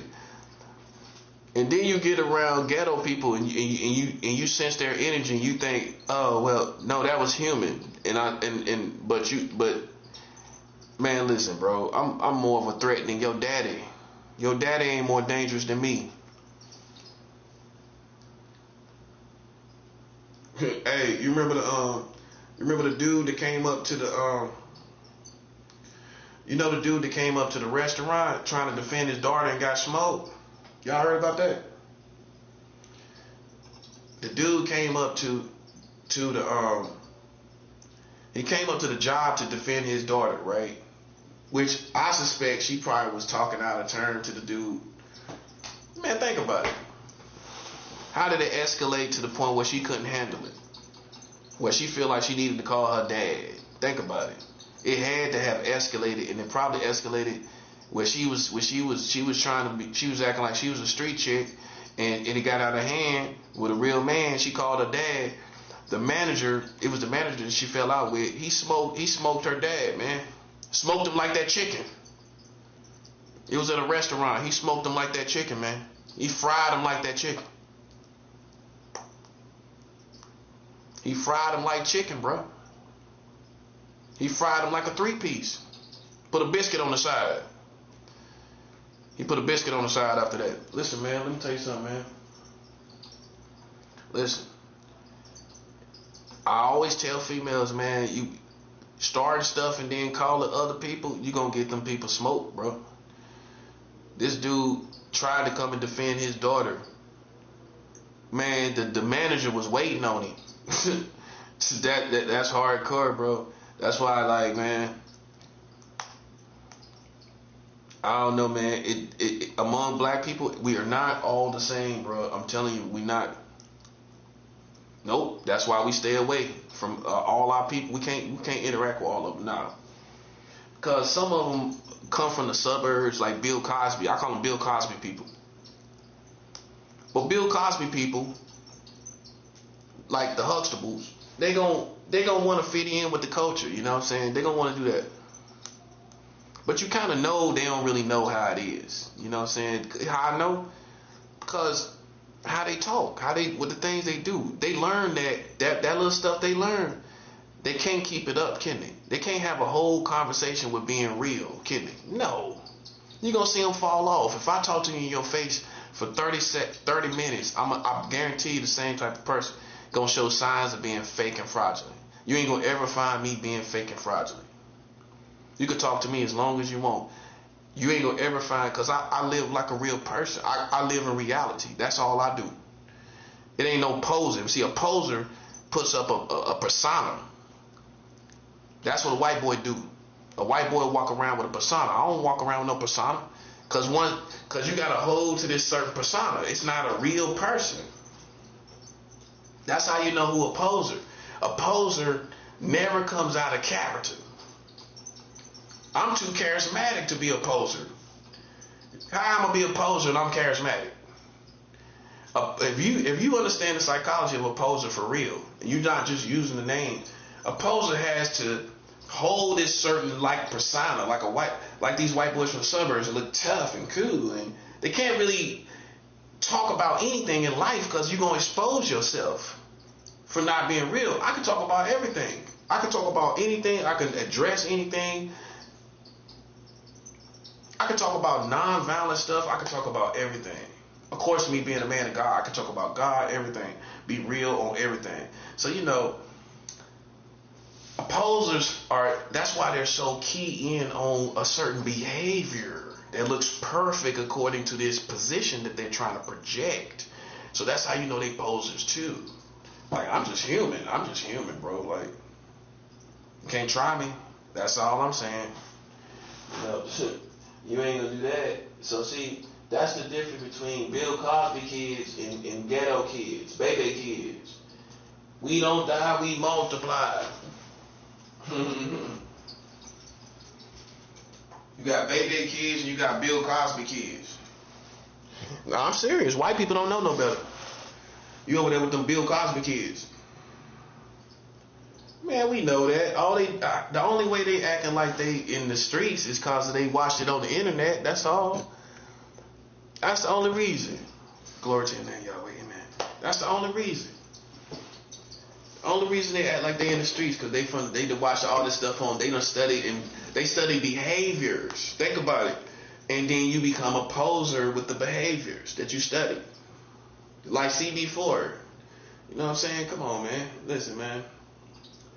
I know you're a poser because with the psychological telepath and psychic stuff you do, you look for any flaw in a person thinking, which means you're holding a person to a certain persona. That's a poser. If you holding a person to a certain persona, I'm just a human being, just like the homies out here. I'm gonna be a human, a normal person. You go into a ghetto house, everybody laughing, enjoying themselves, just kicking it and being normal. Like, and however, if you have a misstep or a mishap, that don't mean you're fake. See, so a poser, they self look for these type of things, these mishap situations. That don't mean nothing to us. That don't mean nothing to me. I can see a homie make crazy mistakes. All I'm gonna do is laugh. I ain't gonna think he fake. But a poser gonna think, oh, you made a mistake. You made a fool of yourself in front of everybody. You need to go to your room. You made a fool of yourself. Which is what? White boy psychology. I can make a complete fool of myself. I'm gonna still stand where I'm at. That's a ghetto person can tell you. Because all the drugs and the alcohol and everything in the hood, you don't think people make a fool of themselves from time to time? That part. You getting drunk and you think you're going to do everything right. You getting drunk and you think you ain't going to make a complete fool of yourself sometimes. Of course you are. And was you fake at that time? No. You was human. So, I mean, does that express ghetto or not? Right, man. So, man, it's just like, I don't pay people no attention because I know you don't know what you're doing. I know you don't have no idea what you're trying to project. And that's how we pull cards. You know what I'm saying? Because you go join these secret societies and they think because you black, you the hood. You ain't the hood, bruh. You got them white people in them secret societies, these Freemasons fools. You ain't the hood to us. You ain't the hood to me. And that's why there's always a division. Because among black people, because as long as I see contradiction, listen, you not part of us. Period. I don't care if you black as Kunta Kinte. I don't care if you Kunta Kinte's lost niece or lost auntie. I could care less. Once I see a certain contradiction, I already know what type of person you are. See, I don't try to read people. You know what I do? I just let people be who they are. This is how I do it. I just let them be. What can you say? I just let you be who you are, and you're going to tell me everything about you. If I give you enough time, especially an ignorant person, you going to do stuff, and I'm going to see exactly who you are, and you don't think I'm paying attention. So I ain't have to read you. I seen everything I needed to see. So it ain't no love, so I ain't going to act like it's no love. Why? It's not reality. Love. If it ain't no love between you and another community, why act like it? I mean, for real. It's no love. I only got love for God. I shed tears for God. I cry for God. I cry for tenderness in God's people and with God's people. I only got love for God. I only got love for I got love for His people. Okay, in this circumstance, I ain't kissing nobody's butt. That's how you gotta be. And this is the fitting conversation, so we don't bring them lames into 2026. They gonna stay in 2026. 5. Stay down. Stay in here. Stay here. Stay here. Stay here. Stay here. Stay here. Stay here. Stay here. Don't go no further, man. Listen, man. You done played yourself. We know you're posers, basically, and the only reason you've been getting by is because of these white folks. They think everybody black from the hood, everybody black is hard, everybody black is real and 100. And then they watch so much internet, they definitely think they know what it is. And you come out here and play yourself. You find out, you mess around and find out playing with somebody that you thought was an oddball. You play with an oddball, you learn them to be the main ones, get rid of you right there. The ones ain't trying to fit in and be in everybody's face and all of that, them type of dudes right there, them will be the ones get rid of you right there. Now you don't know no better, because you ain't from the hood. You play around, you go in there and you round the people dancing and you think, because it's always gonna be people dancing in the hood. And I'm not saying they not 100. But let's just say you start playing around this one dude that ain't really with the dudes dancing in the hood, but you see him on the side, but you think, I can play with this dude right here. This is how I'm gonna get my reputation. Like they did me. They thought they was gonna get their reputation off me while you dance around the hood, right? Found out the hard way, messed around and found out, man, I'm harder than half of these people around here. It's always like that. I'm gonna keep a distance, a healthy distance between me and the community. That's how I want to be. Because the ones that's all in the limelight and everybody's face, they can't be too real in how we know, because they around everybody. That's just the cool people. That's the cool cats. That's the cool cats. And there's nothing wrong with being that. But you got the real ones that basically, man, listen, I'll take care of my business if I got to, right? I'm going to be 100 in my principles. I ain't going to be disrespected and play games and people play in your face and disrespect you, and they supposed to be homies. Them type of suckers. Disrespected you. You see two dudes, you see a dude disrespect who's supposed to be his homie. And then, and then they kind of just, I don't chill with people like that. Once you kind of disrespect me based on principles, it's over. It ain't going to be no more love between me and you, because you the type of dude that kind of disrespect people you around. That's why I was never too cool with these little secret society people that they sent towards me. They sent people. They sent them, but they could never hang around me. You know why? Because they were scared to make mistakes. You already know you can't make them mistakes with me, buddy. That's the truth. And then I can count a good amount of mistakes that other people wouldn't even let them get away with. But sometimes, see, if you don't point out a mistake, people don't think they don't think you know they made a mistake. If you don't point it out, they don't think that you know they made a mistake.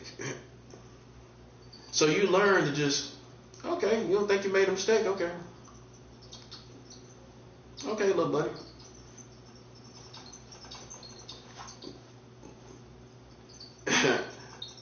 Listen, man, my verdict is in. Them secret society people, they shouldn't be going into no 2026. Them are stinking, filthy people that don't deserve to go into no 2026.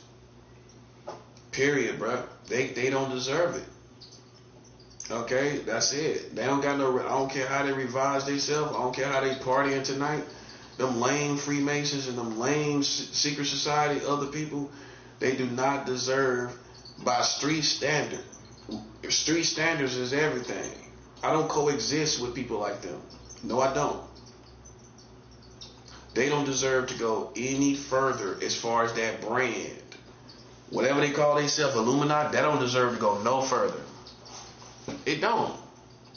It's time to stop playing games. They don't deserve to go no further. That's that. Am I saying anything anybody disagree with? We tired of them, man. I mean, we don't care about you. You a lame, and that's how we see it. And you ain't gonna change nobody's opinion. You ain't gonna change it. You ain't gonna, it's already too late. You think you're dealing with a moron? Well, we might change his opinion. How you gonna do that? How you gonna change my opinion?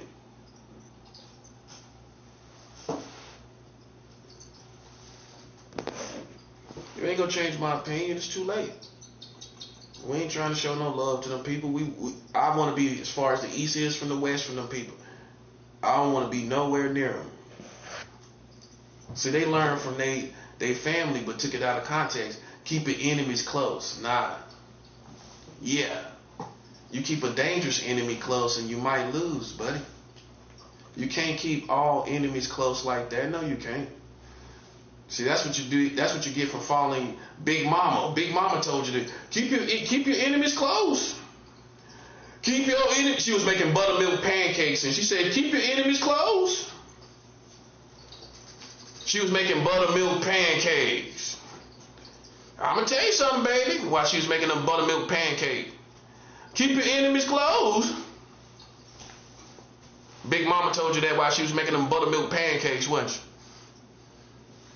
She was making them buttermilk pancakes. Big Mama told you to keep your enemies close while she was making them buttermilk pancakes, wasn't she? How that's working for you? Keeping your enemy close. It doesn't even make sense to a person like me. Why would I keep my enemies close? I don't even want them in my space. I don't even want to coexist. I don't want them around my vibe or nothing. Think about that. You want them way across town somewhere. I don't need to find out what they're doing. Some people say, well, you do it to know what they're doing. I don't need to know what they're doing, as you can clearly see. I don't need to know what they're doing. Because they everywhere anyway. So I don't need to know what they're doing. I keep them across town so I can be on my own vibe. I don't want to be nowhere near them people. That's the main reason. You want to be in your own vibe away from them suckers. Ugh. That's why I can't stand being in this building. I know it ain't nothing but these lame Freemasons or secret society people.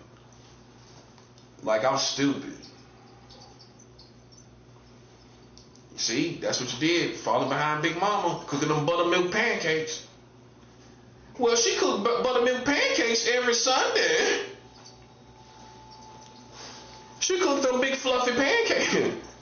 She cooked them big fluffy pancakes. Big Mama told me to keep my enemies close. Keep my friends close and keep my enemies closer. While she was making a big fluffy pancake. That's what she told you, didn't she?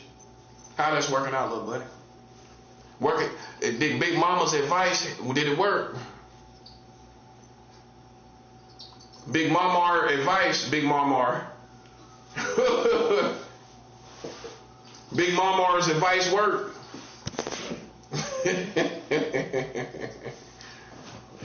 Big Mama's advice worked while she was cooking them big fluffy buttermilk pancakes. Big Mama's advice didn't work, did it?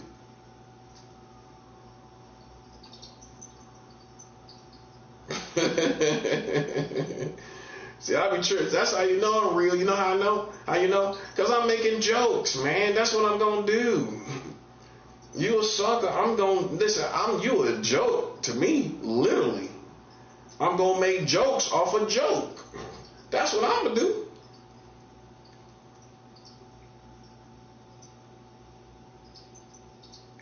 I'm going to make jokes off a joke. Well, what else can I do? What else can I do, guys? What other options do I have? They're a joke. Okay, so we can't take them seriously.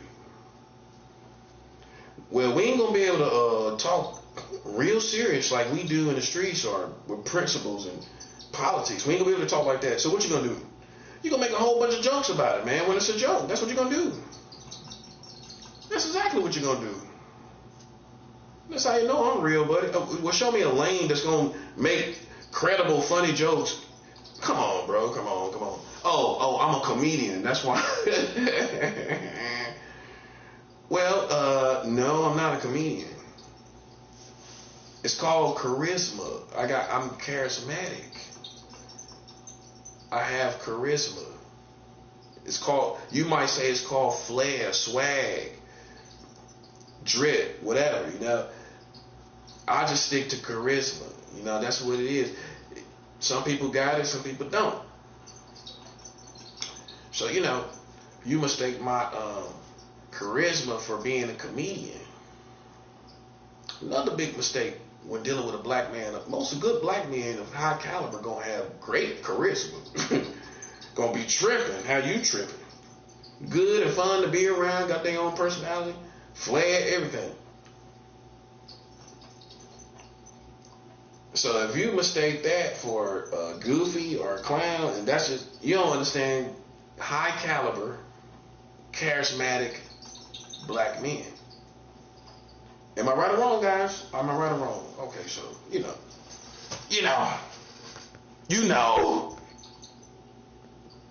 Yeah, it's the countdown. We got like 34 minutes left. 34 minutes left.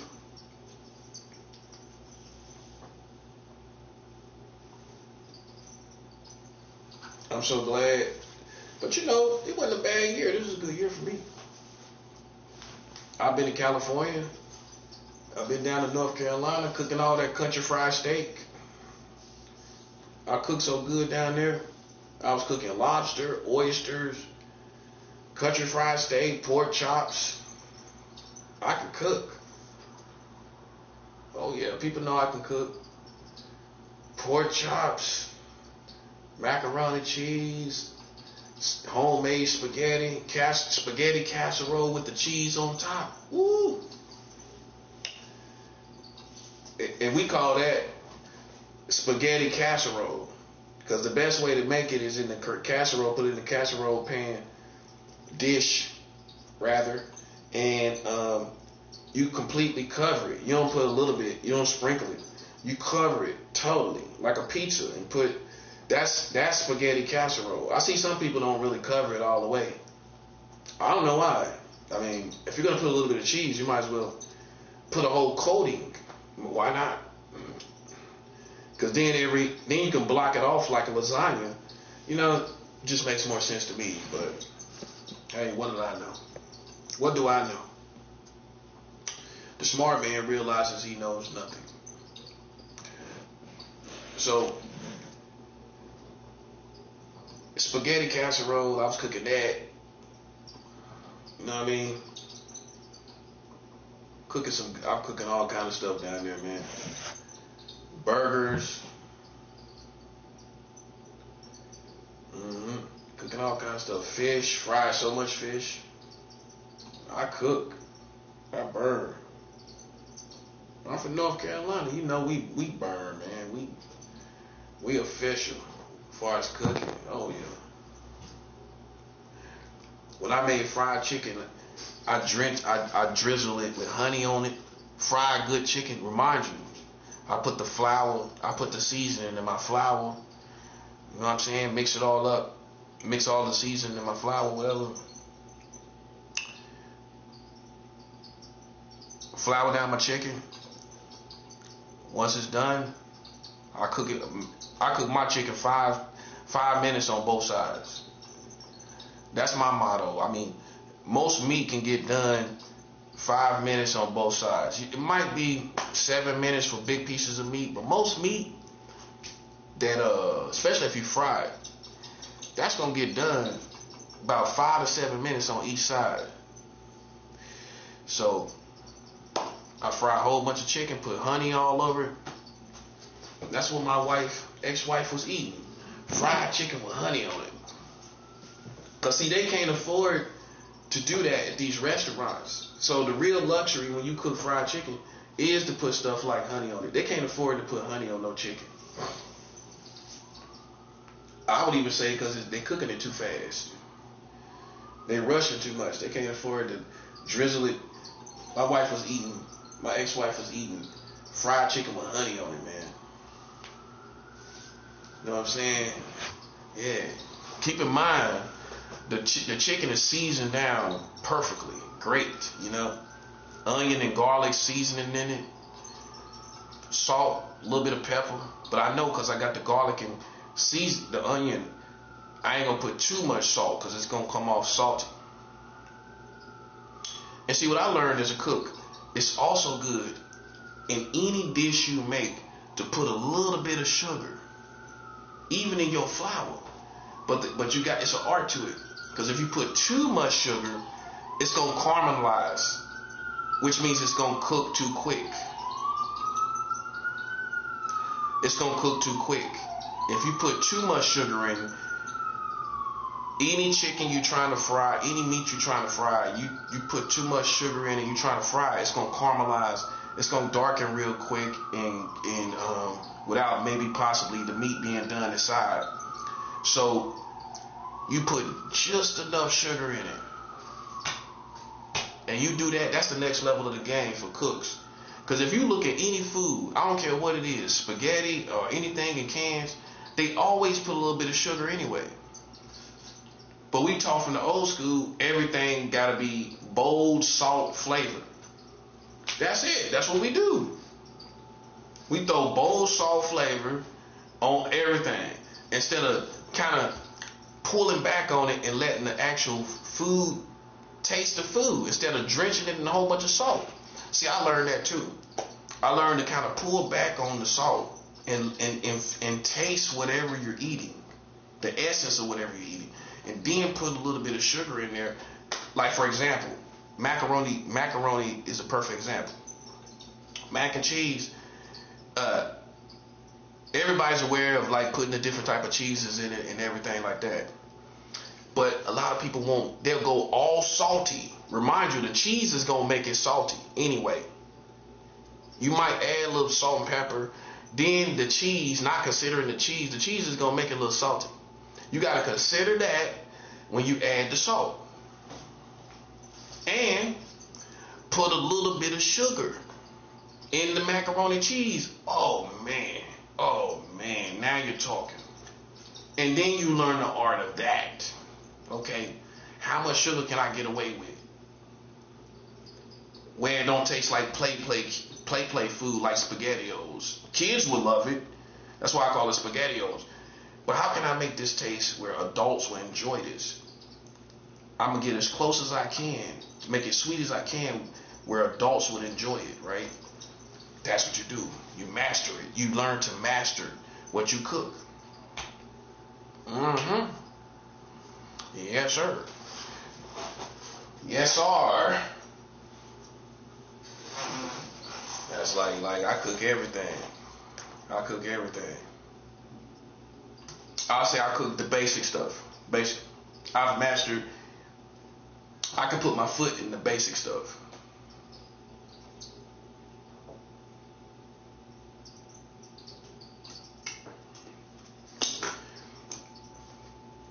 Like in the South, we like cheese grits. That's where everybody get our food from.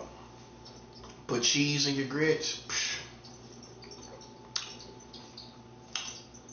Put some cheese. I cook stuff that for other people that I don't eat. Like, I don't eat pork anymore. But I'll cook pork chops for somebody else that they want to eat, if that's what they want to eat. See, some men or some women won't cook food that they don't eat for other people. And see, the luxury is if you grew up eating it, I still know how it tastes. I know how it's going to taste anyway.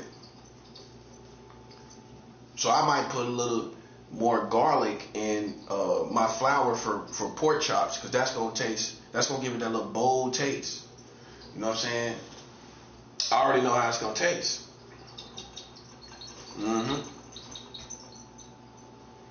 Put cheese in our grits. You can put cheese in your mashed potatoes too. Put a lot of cheese. That's something that really ain't been mastered really good. Mashed potatoes. You could do a lot to mashed potatoes. You could put onions in it. You could put caramelized onions in it. You could put a little bit of sugar in it. I do that. But cheese, make them real bold with cheese, man. They got all the different types of mashed potatoes where they got the blends now, the cheese blends, but it ain't really bold cheese, cheddar cheese, mashed potatoes. Then you put the gravy on top of that. Cheese mashed potatoes with gravy on top. Crazy. That would be insane, bro. Cause you're gonna be tasting the best of both things. And some people say, I wouldn't try that. Yeah, you would. Cause as soon as you're gonna like how the mashed potatoes taste, and you're gonna like how the gravy tastes. When they come together, how you ain't gonna like it? That's gonna be delicious. You know what I'm saying? So, like I used to make, this is something I ain't seen nobody else make. Peanut butter cornbread. I got to the point where I started mastering peanut butter cornbread. Well, I put enough peanut butter in it. I put enough peanut butter in it to where it turned peanut butter brown. So the cornbread gonna smell sweet. It's gonna be it'd be kind of similar to. And I actually done this, and it didn't overburn. It didn't burn. It didn't cook the wrong way. It cooked just right. You put it in the batter. You put enough to where it changed the color. That's how you know you put enough. I could say you start from there. You know what I'm saying? You put enough to change the color. Then you can put the crunchy peanut butter in it, where it got the peanuts in it. And it's going to roast it when it cooks. Man. Yeah, I was making, I had kind of mastered that. I had started mastering cornbread. While I started experimenting, and I put peanut butter in the cornbread. Man. Peanut butter cornbread, I ain't seen nobody. See, I'm from the South, man. We just funky people. We just do stuff. We try stuff, Yeah, peanut butter cornbread, man. It's so good, bro. It's gonna be good because it's gonna have that. It's gonna be sweet too, and it's gonna have that peanut butter taste. It's gonna have that cornbread taste too, right in the middle. It's gonna be so good, bro. Like, man, I ate it. It was so good. But see, the art is you don't make it unless you want it to be a dessert. You don't make it dessert sweet. You know what I'm saying? If you want it to be eaten with a meal, if I know you're going to eat it with a meal, I have peanut butter cornbread as a dessert and as a bread. So if I know you're going to eat it kind of as a dessert, then I ain't going to have you think you just eating cornbread. I'm going to make you feel like you're eating a dessert. So I'm going to make it more sweet and more peanut butter. And you eat it with like milk, dip it in the milk and everything. Psh, it'd be so good, you'll put a little milk in the bowl with the cornbread. Eat it like that, just sopping it up. But if I know you're going to eat it with like cornbread, greens and chicken and everything, I ain't going to make it extra dessert sweet. I ain't going to make it dessert sweet. I'm going to make it sweet now. But I ain't going to go too hard where it tastes like a dessert. And that's the art. It's the art. So with something like cornbread, you can make it extra sweet, or you can make it where it's a bread, but still sweet. See, like my mom, she makes sweet cornbread. Psh, man, it's so good, man. It was so good. And then I just started making my own. And my family started liking my cornbread, man. Cause I don't know. I think I tasted batter. That's how I made it. Started learning how to cook it. You know what I'm saying? So, like one thing my mom cook is spaghetti and cornbread. Oh, if you ain't ate that, man, sweet cornbread on the side, spaghetti and cornbread. Then you can crumble the cornbread up into spaghetti. Man, if you ain't never ate that, you ain't from the dirty South. Spaghetti and cornbread, crumble it up and mix it up in the, man, eat it on the side with the corn, because it's the contrast of the tomatoes and the meat and the sauce and the spaghetti with the sweetness of the bread, cornbread. Man, you know, that's just one of the best right there combinations, man. But that's really, I suspect that probably is a improvising. We got that from improvising. You know what I'm saying? We wanted some bread, we ain't really have it. Put some cornbread with the spaghetti, and it's a hit. You know, just like chicken and waffles. That was improvising. That was having a little bit of meat, but what else can I have with it to kind of fill me up? That's how we made a lot of our dishes as black people, improvising. Chicken and waffles, for a smart person, you realize that's ghetto improvising. That's improvising where the family didn't have enough. They only had chicken and some waffles, basically. And they looking around thinking about, what else could I put with this to kind of fill us up, to fill everybody up. It ain't really about the combination of nothing. It's about putting things together and being able to get away with it where it's going to fill us up. So they thought about chicken, these waffles. Oh man, the contrast of the meat and the chicken with the sweetness of the waffles, it's a hit. Now you see people eat it on purpose. But it started out as improvising. That's what it was. That's why, if you ask me, if I could describe being ghetto in one word, it's improvising. You improvise on everything. You improvise on food, the TV. We call it nigger rigging. When we nigger rig a TV, you know what I'm saying? Where you got this pliers on it, you got to use pliers back in the day to turn the knob or whatever, or aluminum foil on the antennas. That's improvising. We apply that to everything, food, everything.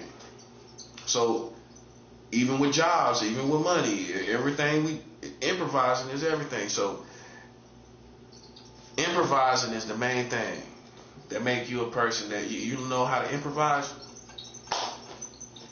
You're ghetto fabulous because you know how to improvise. You can make chicken and waffles and it makes sense. I remember eating pancakes as a kid at nighttime. That's improvising too. A kid gonna just think,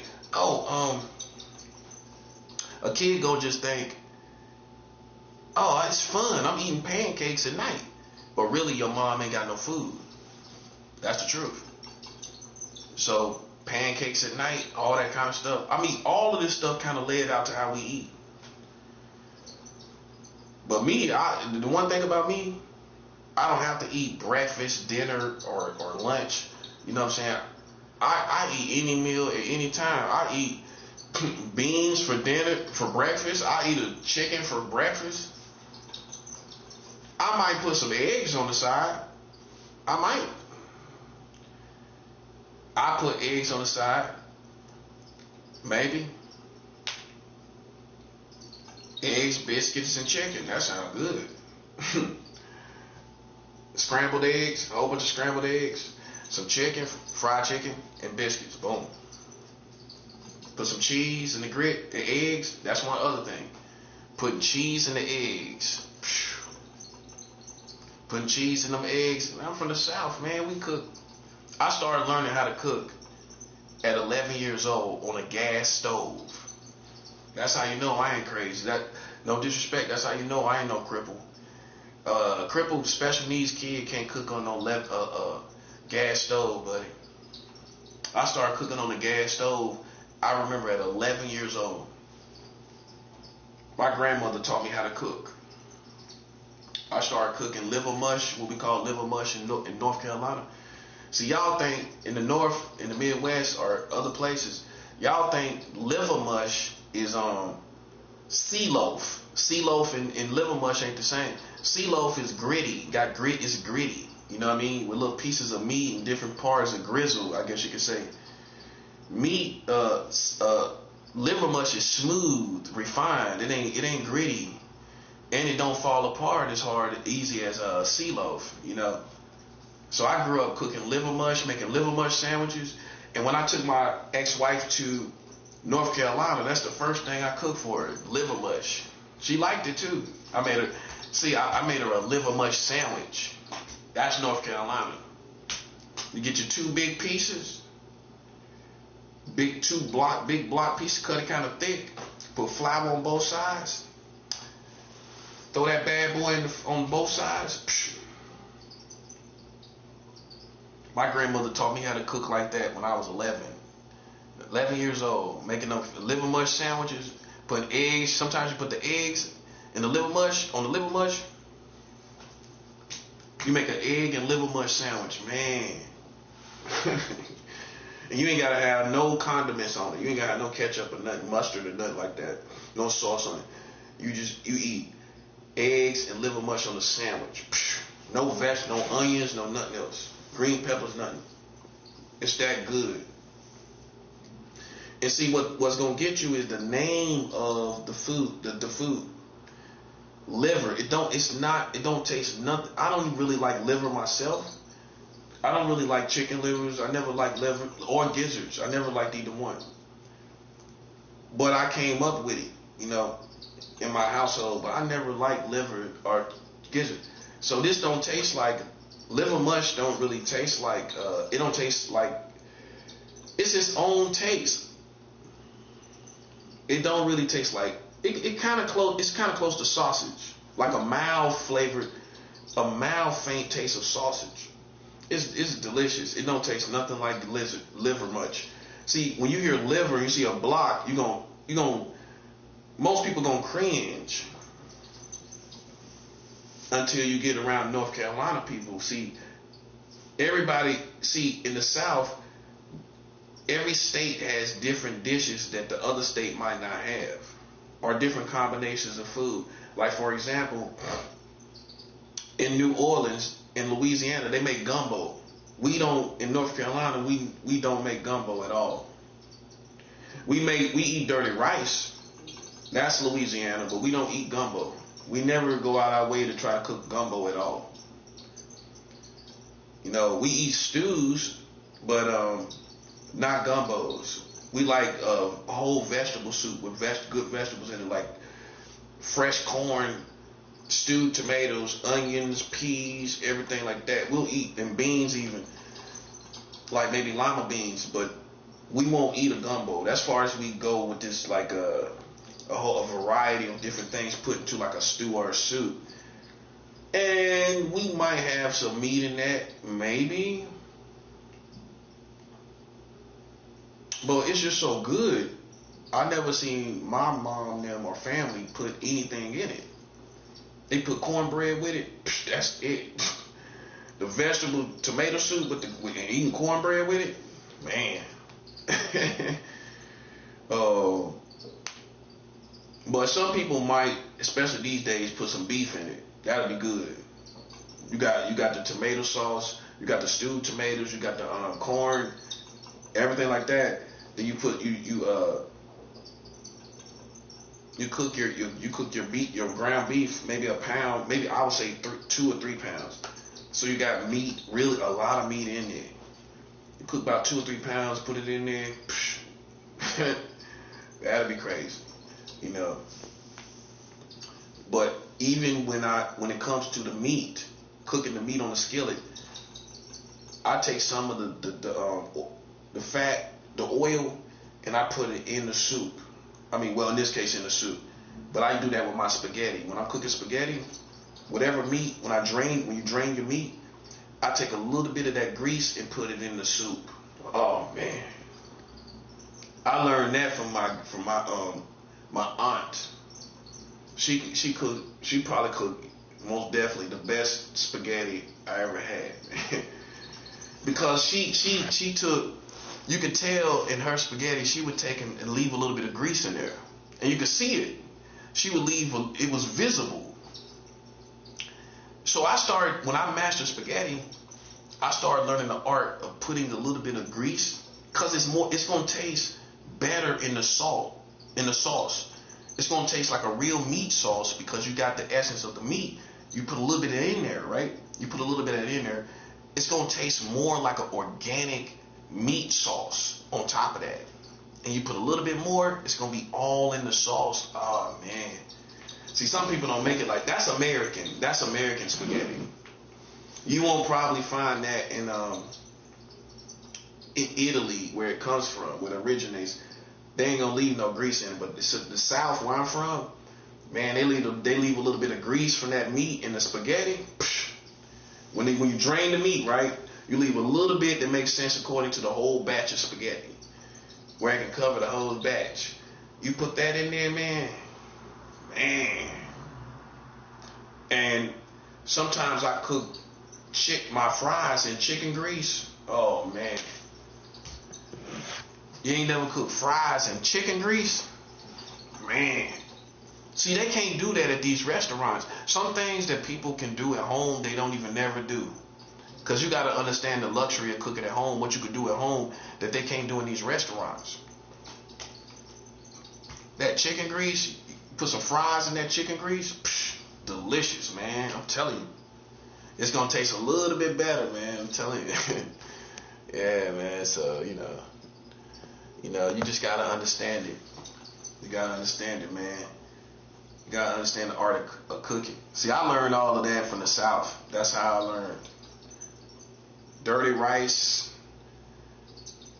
I learned to master my spaghetti from learning to cook dirty rice.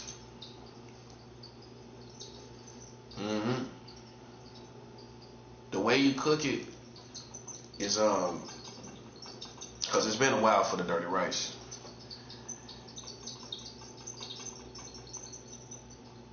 But you brown it, you barely brown it, and let it cook a little more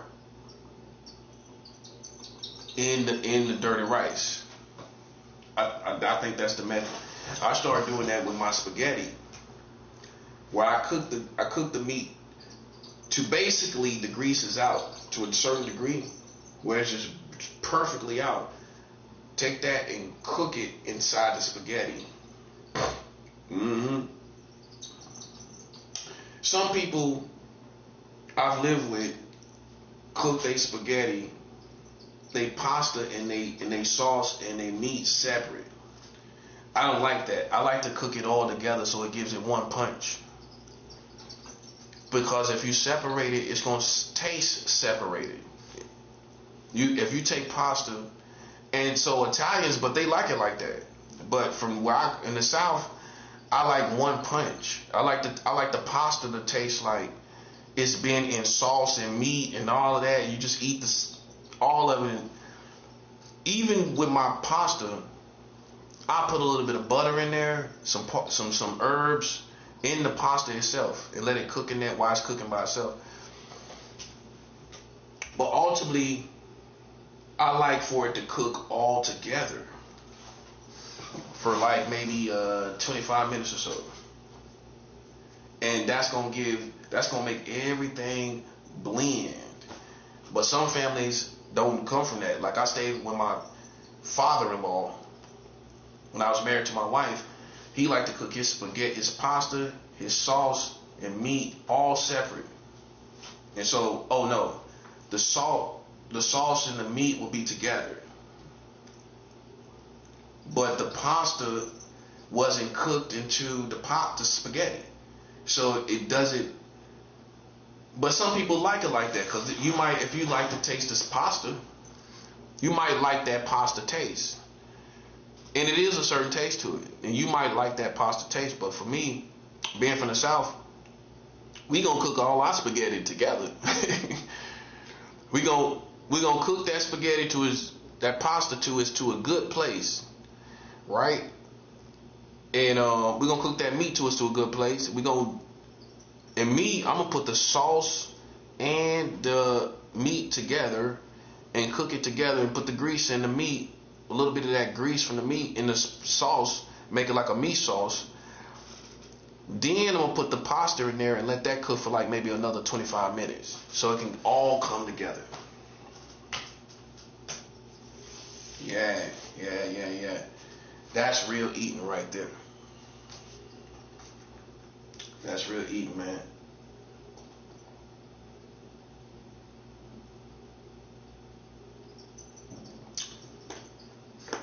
And much as I fast, people might think I won't like to eat. That's why I tell people I'm a foodie. So for me to be fasting, God knows, man, I'm from North Carolina. I'm a foodie. I don't have no eating disorders.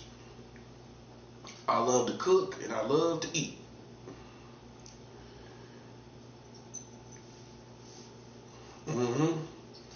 But this is the only way you're going to get the work done. This is the only way in spirituality you're going to get work done. You can't, as a Christian, you're not going to be able to get the significant work done without fasting. So many days, man, you just got to realize you can't look at fasting as sad, like it's sad. It's not sad. You're getting results. Like I'm on the 7th day of my full week. I've had no snacks. I've had no vitamin water, no milkshakes, no Ensures, none of that stuff. I ain't even take a vitamin. And sometimes I do when I fast. Sometimes I do take a vitamin. Cause you're not breaking the fast. It's still gonna be, you still gonna be hungry, and your stomach gonna still be small. You're gonna still have the same effects of fasting, where you can't eat normal food after the fast, even though you took a vitamin. But I decided not to take a vitamin. You know what I'm saying? So I ain't took no vitamins. Some people would get scared because you think your body is getting depleted of certain things, but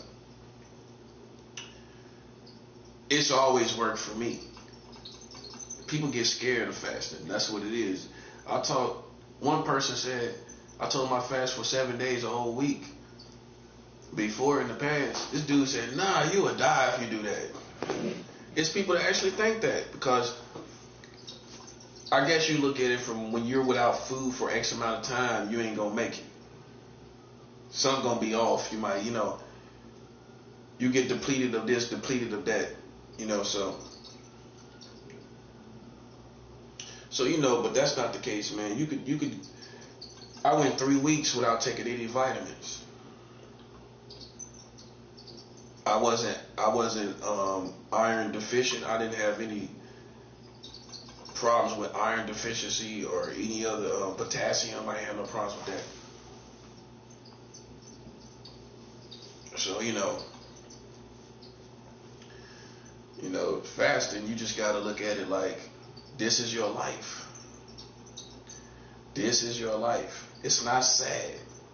Don't look at it like it's sad. You're in this case of America, you're defeating these Americans. You're getting results.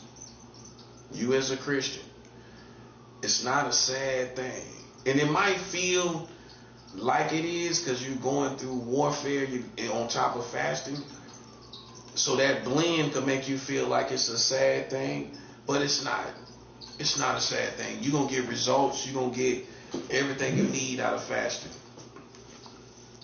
This is like how we work spirituality. Witchcraft people do what they do. We don't respect it.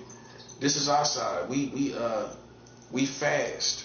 That's how we get all the spirituality going in the community and everything we need done. Okay?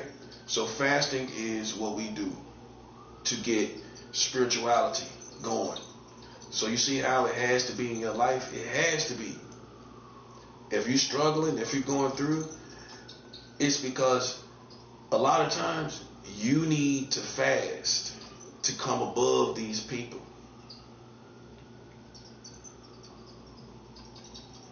Okay? You need to fast against these witchcraft people. You need to fast against these telepaths and psychics. You need to fast against all these people. Okay? When you do that, you're going to come above the storm, so to speak. This is why I do it. Like I said, I'm on day 7, and you can't even tell. You can't even tell that I don't show no signs of really weakness. You know what I'm saying? I don't show no signs of weakness. Okay, so, and the thing about it, when they challenge you with witchcraft and you fasting, that's coming back a million times worse. You can't strike at somebody with witchcraft and they on a fast. It's not out of respect. It doesn't matter about respect part. It's out of you not being destroyed. We're gonna show these little arrogant little bastards of the new generation of witchcraft how it's done, bro. That's why I'm saying. That's why I teach about carrying your weapons, everything like that. Cause as soon as they jump, man, we tearing them apart, bro. That's that. You know what I'm saying? We ready to take it to the next level if we got to. And that's how you gotta start thinking, man. Cause like I'm not waiting for people to get angry and want to lash out. You know what I'm saying? Because they ain't nothing but punk. I call them street punks. That's a word that needs to be brought back. Freemasons and Illuminati in our community are street punks. That's all they are. They gonna smoke weed. If you look at the 80 movies, you remember the 80 movies where the dude pull out the switchblade? But you could tell he was like a petty little punk. Like, come here. He got the mohawk. He got the little switchblade. That's Illuminati. They street punks, man. He's smoking a little joint, right? Then he pulls out a switchblade. Come here. Come on. They street punks, man. That's something that came back into our society after many years. The street punk. That's why you can't place them. They're not thugs. But you notice in the movies in the 80s, the street punk thought he was cool. He was walking on the wild side. He was out there. Right. But he wasn't really a monster. You know what I'm saying? He was a street punk. So that's what they are, man. They are street punks, man. That's how we esteem them. That's how I esteem them.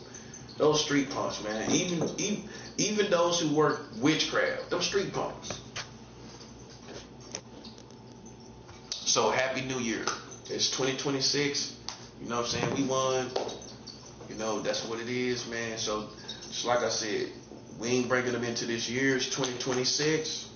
We've won. And it's a whole new year. So they'll be trying to bring this into this new year, but we're going to have a new attitude. We're going to have a new attitude of ignoring these people. Not giving them this clout chasing fame. Not giving them this extra acknowledgement and this extra attention. That time is over. We ain't giving them no extra attention. In 2026, now we in 2026, they couldn't assassinate me. I know they already got witchcraft all around trying to knock me out at the last minute. Man, I'm too sharp for that.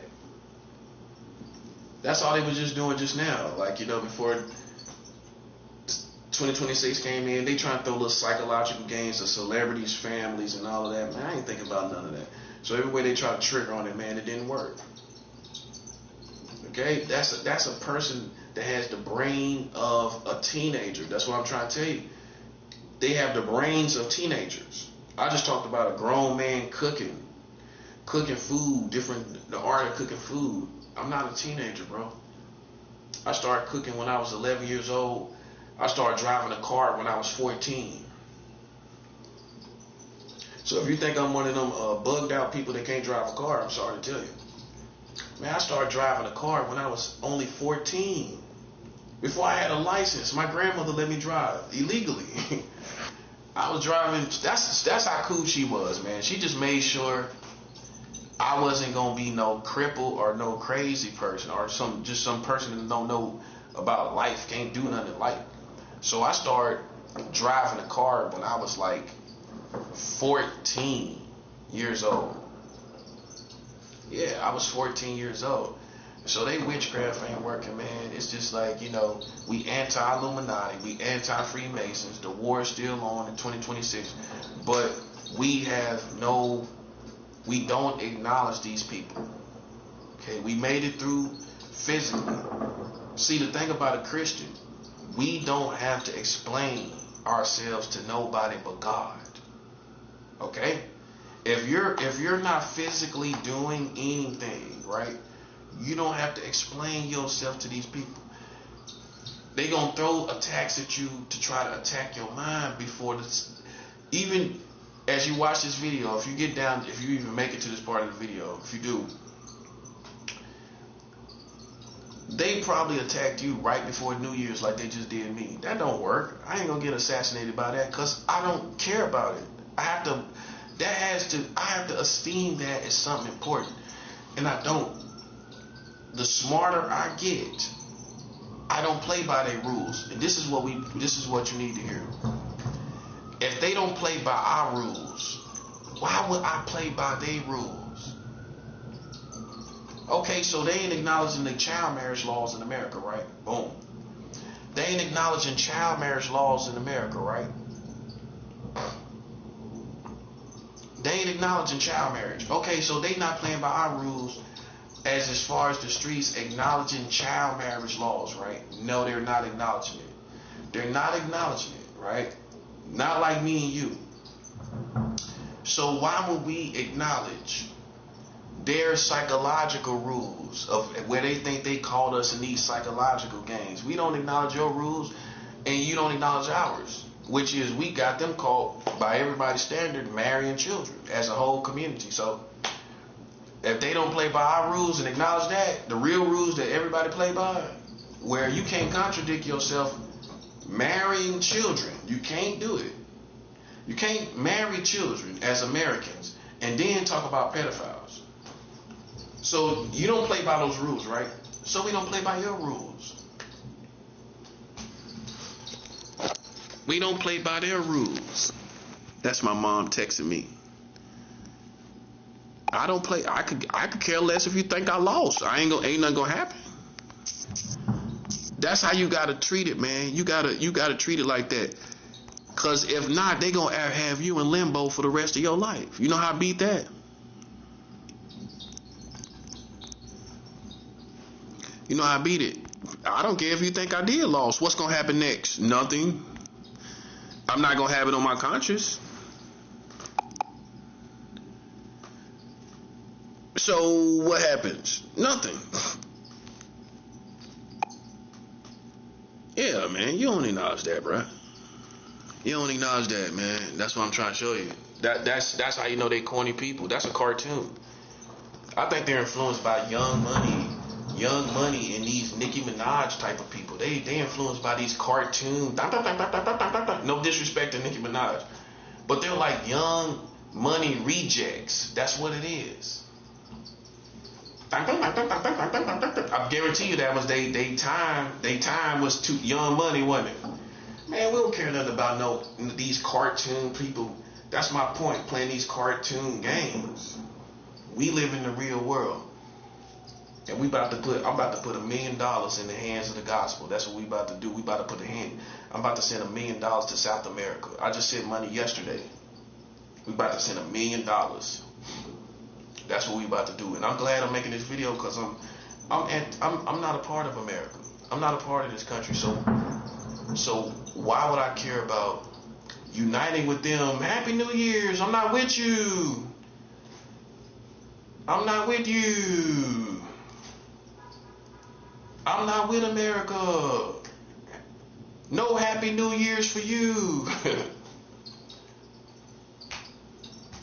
Okay, that's how it is. I mean, see, that's how you know people at war with you, man. I don't change for the holidays. I say Happy New Year's to my family and people. I celebrate a new year coming in with them, but I don't celebrate with America. That's why I'm glad I don't do no countdowns with them people. Like, you know that live stuff you see on TV?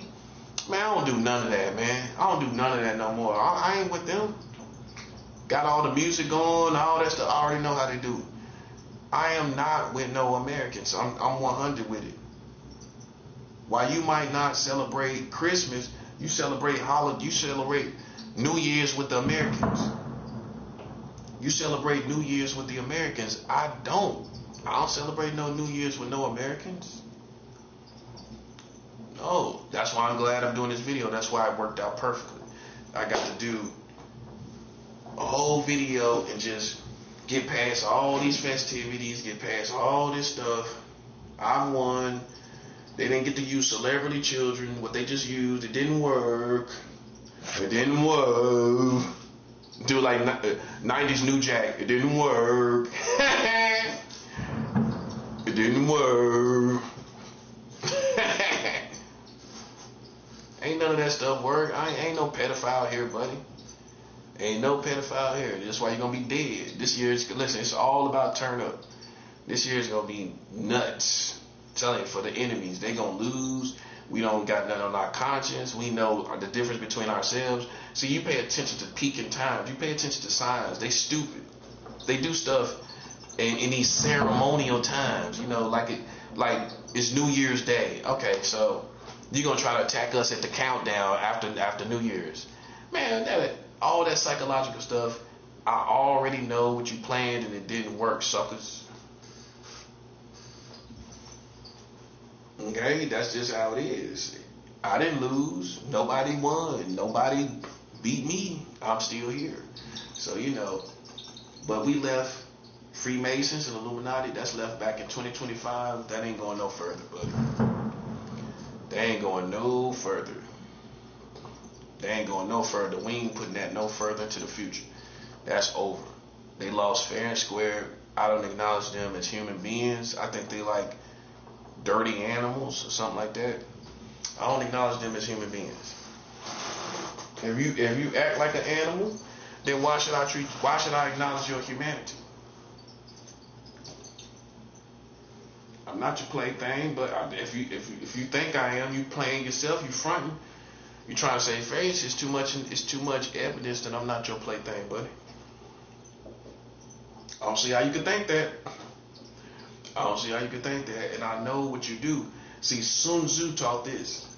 If you know your enemies and you know yourself, you need not to fear the outcome of 100 battles. If you know what the psychological games they playing, because it's New Year's Day, they're going to be trying to do things today. They're going to be trying to do things tomorrow to try to recreate this feel that they had going before. You just cut that off. You don't let it penetrate your atmosphere, because we already know our enemies and we know ourselves. You know you ain't thinking nothing about no children, right? You know you ain't thinking nothing about these people, right? In a weird, strange way. You ain't thinking about no old ladies, are you? Okay then, so you know yourself. So you live with whatever attack. See, you gotta live with the psychological attacks that they doing, because it's them. That's all it is. They try to attack you at the last minute, thinking, oh, we can beat them before New Year's come in. Corny, bro. You should just die for being corny. How they don't just fall over for being corny? I won. I'm in 2026. I've been from California to North Carolina to New York. Washed up. Only thing washed up is Illuminati. That's why they try to stay relevant with all those little additives from the culture. But if you really look at the streets, the wins, the principles, look at the principles. Washed up, buddy. You a thing of the past. You thought it was me, didn't you? You thought it was going to be me, didn't you? You thought I was going to be washed up and from the past. We made it, man. We made it. This is 2026, man. We on our game. We ain't playing no games with lames, these suckers. We don't acknowledge no witchcraft. We don't acknowledge no lames and none of that stuff. And I'm still fasting. I brought the year-end fasting. Glory to God. I'm on day 7. See, that's how you do it. I think I fasted New Year's Eve into New Year's Day before, but I couldn't tell you what year. It's not as distinguished as this year. This is the first year I fasted especially a 7-day fast. This definitely is the first year I fasted a 7-day fast, going into the first day on a 7-day fast. I come off the day on New Year's Day. And the truth is, I really wasn't conscious of that. It's just, I've been fasting since Christmas, right? I've been fasting since Christmas, man. That's beautiful, man. And I'm still fasting. I brought that into today, New Year's Day, fasting from Christmas. And really what provoked the fast was I just wanted to retaliate because spiritually against the satanic kingdom, because I didn't get anything for Christmas, and I knew that was an attack against my family's finances. I knew this. I knew this was an attack. We don't let people come into the future that don't belong to be in the future. That's how it goes. We leave them in the past. Your New Year's resolution should be, we will not acknowledge no little dumb witchcraft or secret societies from 2025 and on back and all them times. That's all over. That's dead. Because it didn't produce any results. That's what I'm talking about. And you can't deny it. It didn't produce any results. That's it. That's why. And you stupid and retarded if you talking about it still. With a straight face, like they can do something to me. What they gonna do to me? All they gonna do is cause more problems for your whole community. That's what they gonna do for me. You know what you're gonna do to me? Cause more problems for your community. That's what you're gonna do to me. That's that. Them not my equals. Them not my rivals. I'm ashamed that them type of people think they can beat me or think they can combat with me. They can't, bro. Listen. They can't. I proved it. I made it. I'm not dead. And I made it in my right mind. Pure towards children. Because that's the only thing they after. I'm pure towards children, buddy. You a clown. You not. As Americans, you not pure towards children. You still in 2026 have laws to marry children.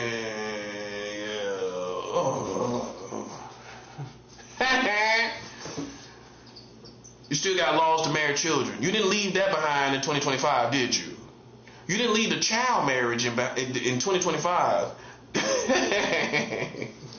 Did you leave child marriage in 2025? You trying to leave everything else but child marriage in 2025. That's 7 out. You left everything but child marriage in 2025. Well, you still got child marriage in 2026 here. In 2026 here.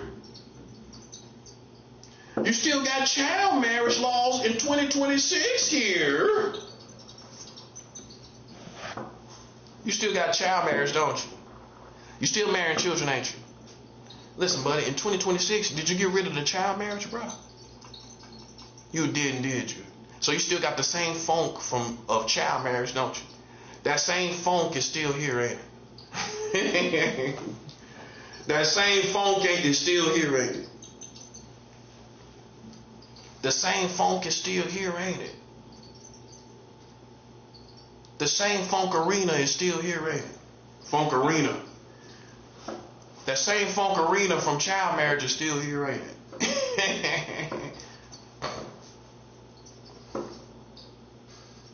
We don't care about that. That's not going to beat me. What's going to beat you is the real world. You thought I was in a little cartoon game because you think I'm like you. I'm not like you. I don't care nothing about that. But I'm playing my own game. You know what my game is? The real world. Real things that's really happening.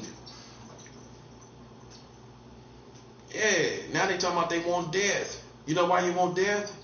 Because we in the real world. And when you look at the real world, buddy, listen.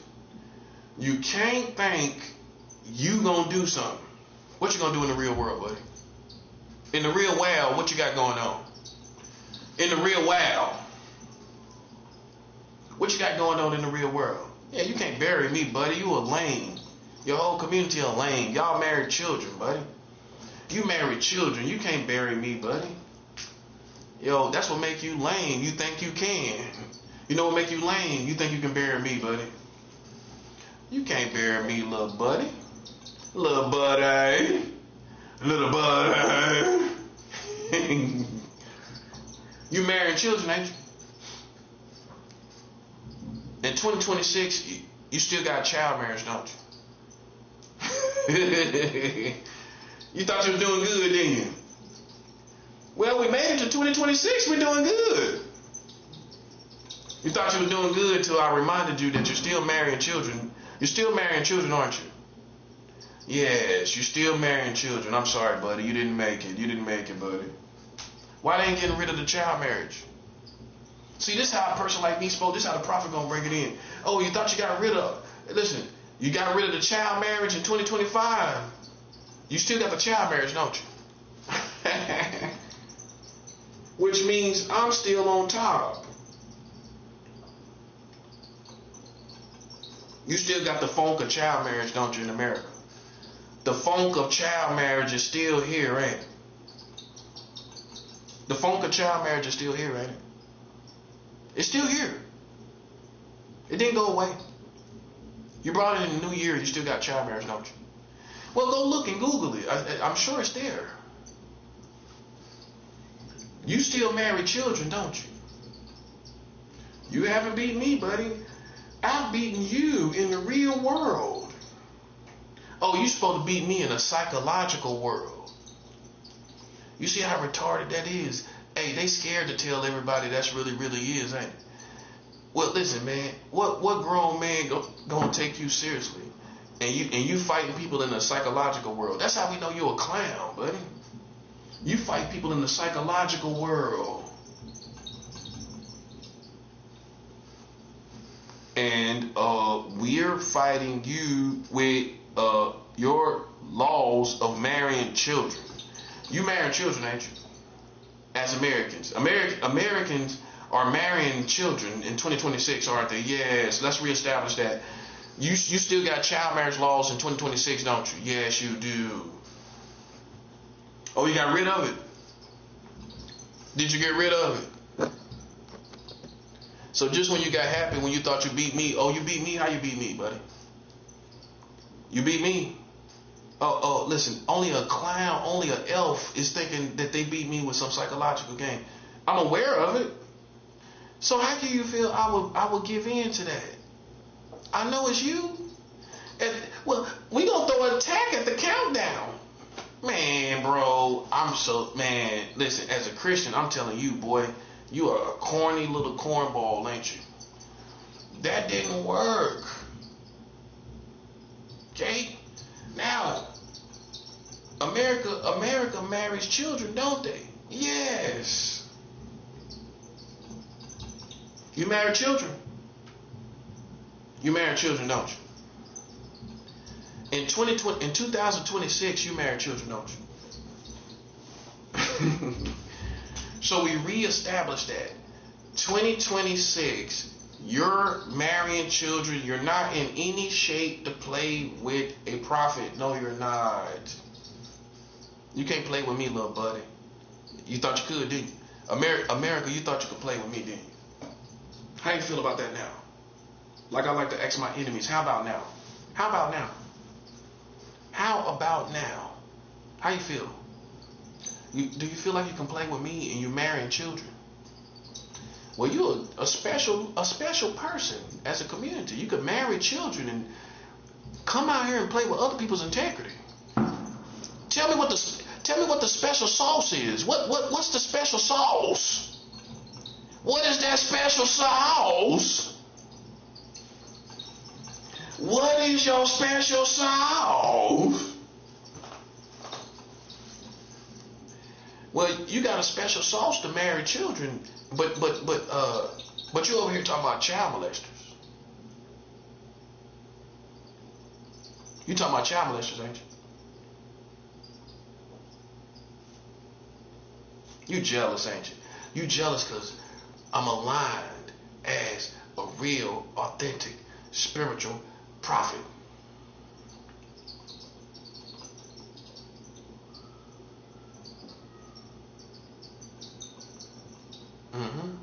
You're in trouble. Listen, buddy, you're in trouble.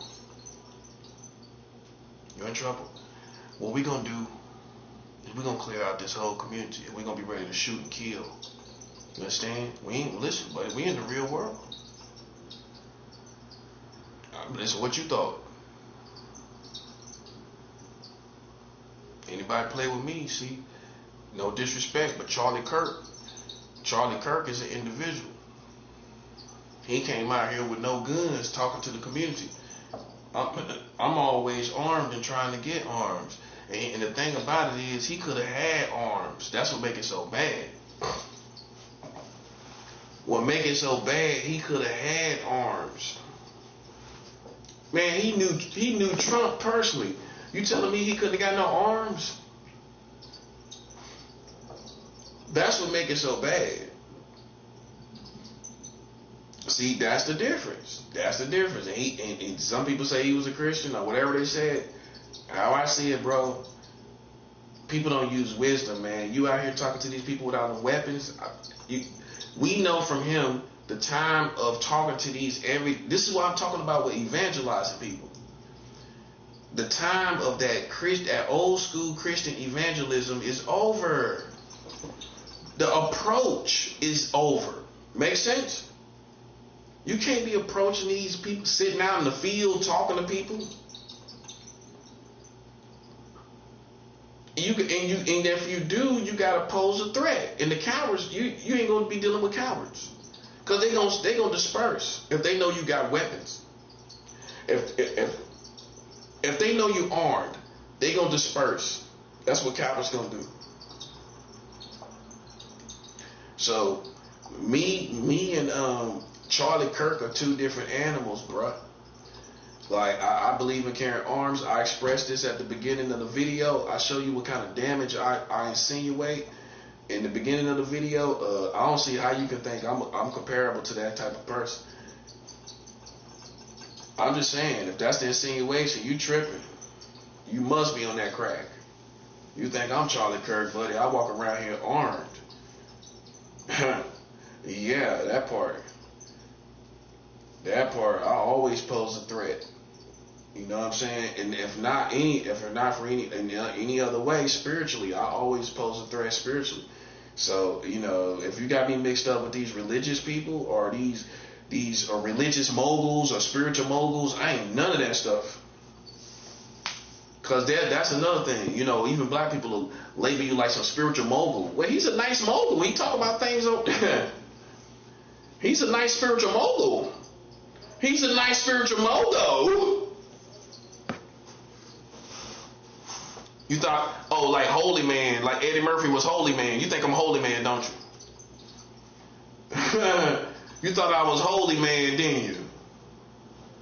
I'm not Eddie Murphy on Holy Man. But I am a righteous man. Okay? But I use wisdom in the world we live in, the present world. I don't slip. You understand? I'm putting money on these people's head. This year, I'm about to put $1 million. This is my big milestone. I'm hitting the ground running at the top of this month. I'm about to put $1 million in a church. Cool $1 million. I just sent some money to Colombia. I'm about to send more and put $1 million in Colombia. Okay? That's what's going on. Oh, just in case you thought you had going on. I plan, bro. Bosses live to plan, and they learn that you can live and plan. Makes sense? So I've been planning things. I planned all of this. We gonna get revenge on all those people. My brother, all these people with him that ran out here like this cartoon game, these rock and roll Marilyn Manson wannabes, Ozzy Osbourne. We left Ozzy Osbourne back in 2025, didn't we? Yeah. Ozzy Osbourne got left back in 2025. Ozzy Osbourne got left back in 2025. Ozzy Osbourne's back in 2025, ain't he? Well, he didn't make it to 2026, did he? Ozzy's gone, ain't he? Ozzy gone, ain't he? Put a little funk on it. Ozzy is gone, ain't he? Ozzy Osbourne is gone, ain't he?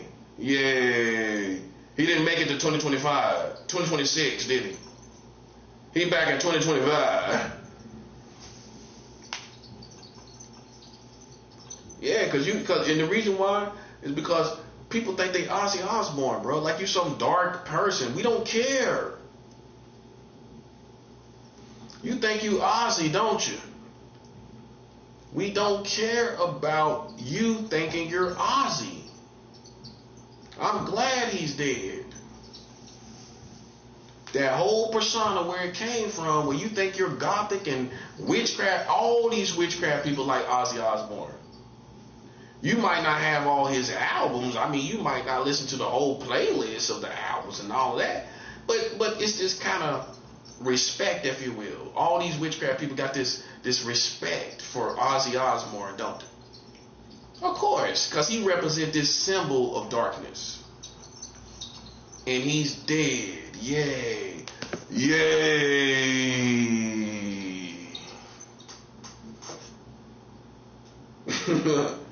Ozzy's dead, ain't he? Ozzy dead, ain't he? Ozzy. Black people probably call him Ozzy, didn't he? Ozzy. Well, can I call you Oz? No, I've been called Oz a million times when people get drunk. I'm gonna just call you Oz. I'm gonna call you Oz. Everybody calls me Oz when they get drunk. Well, you're Oz now. You're Oz. What's up, Oz? Ozzy. Ozzy. Where Ozzy at now?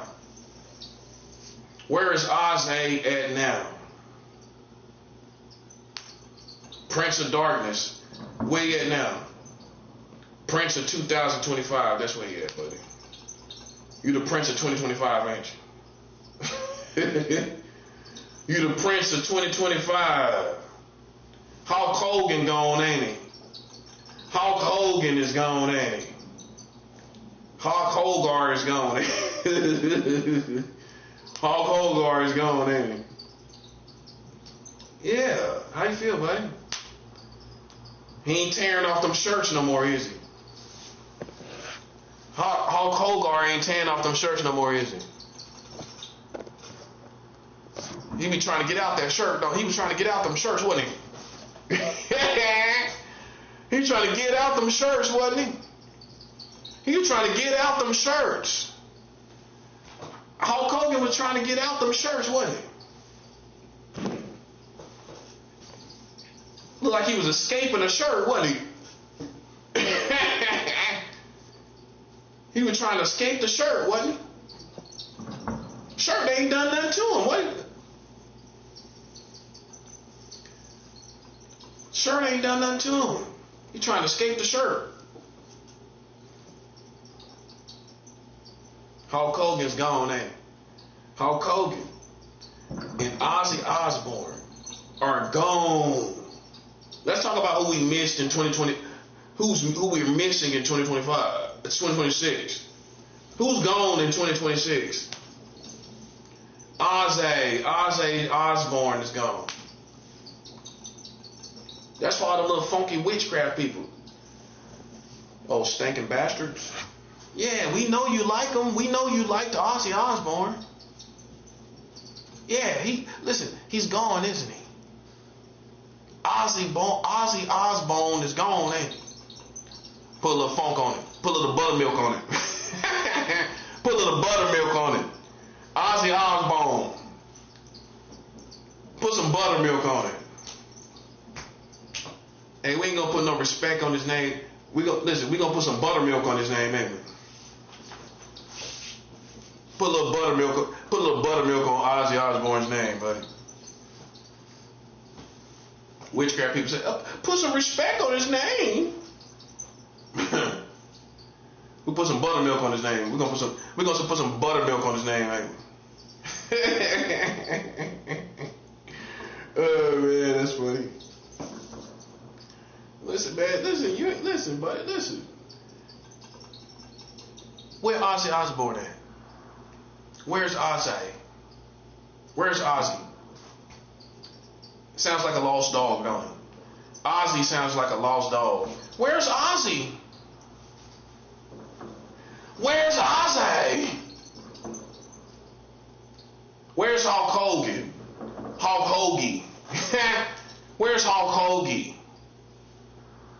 Like a hoagie, like a sub hoagie. Where's Hulk Hoagie, buddy? Where's Hulk Hogan? He's not here, is he? Hulk Hogan is not here, is he? Is Hulk Hogan around these days? Is Hulk Hogan around these days? Hulk Hogan is around. Is Hulk, the Hulkster, around? Well, I heard he was racist when he found out his daughter was dating a black guy. Oh, you didn't think I knew, did you? What did they say it was racist?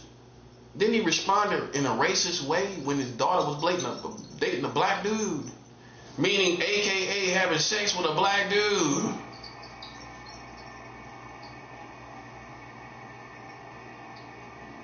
Hulk Hoagie, he's gone, ain't he? Hulk Hoagie.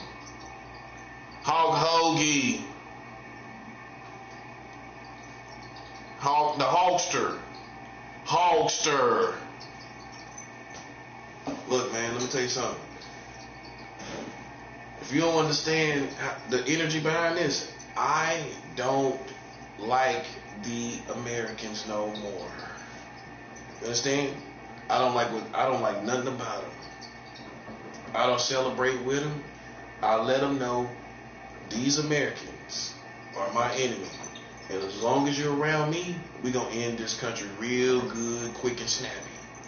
It ain't going to last much longer. Happy 2026 ain't going to last much longer. Oh, you thought you had 30 years because a new year was coming in. Well, what remains the same is there's not that much time left. Oh, you'll listen, you'll get back used to it. You'll dig in. You'll dig in back to the same field that this country has done, buddy. Oh, yeah. I give it about 2 weeks. You'll be back into the flow of how it was in 2025. I give about 2 weeks. I give it 2 more weeksters. 2 more weeksters. Hey man, I give it 2 more weeksters, man. Listen, man, you're gonna be right back in the flow of how it was. Complaining about the economy, complaining about all this stuff, Trump going crazy, doing stuff crazy. Oh, he gonna chill today. He gonna chill today. That's what Americans gonna do. They gonna chill on New Year's. Oh, he'll be back. He'll be back in business about 2 more weeks. I give him roughly about 2 more weeks. Roughly. I give him roughly about 2 more weeks. In fact, I give your whole American community roughly about 2 more weeks, and you're gonna be back in the flow like 2025, buddy. Well, yeah, listen, buddy. What you thought I was playing? I'm your halfway enemy? Oh, I'm your frenemy, like they say, these people say now these days. I'm your frenemy, right? No, I'm not your frenemy. I don't have frenemies. Who does that? Who has frenemies? What black man says, well, yeah, I got a couple of frenemies? A black man gonna say, I got frenemies. Yeah, I got a couple of frenemies. Imagine that, buddy. Listen, it is a new year. It is a time to celebrate. It is a time to celebrate our victory over these Americans. All these people out here. It's time to celebrate all our enemies being defeated. I'm serious.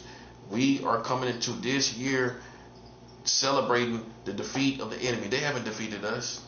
They haven't defeated us. This is what, because of all the witchcraft they've been doing, this is why I'm talking like this. I'm telling you. I know they're doing it right now. He's doing all kind of witchcraft. Guess what my response is? Hulk Hogan's gone, ain't he?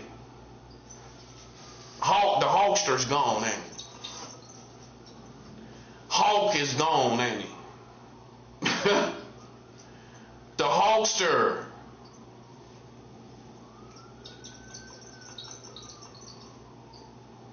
Yeah. I need my bag. What you thought? What you thought, bro? I need my bag. Oh, what you thought? I would just get along with you for a little bit.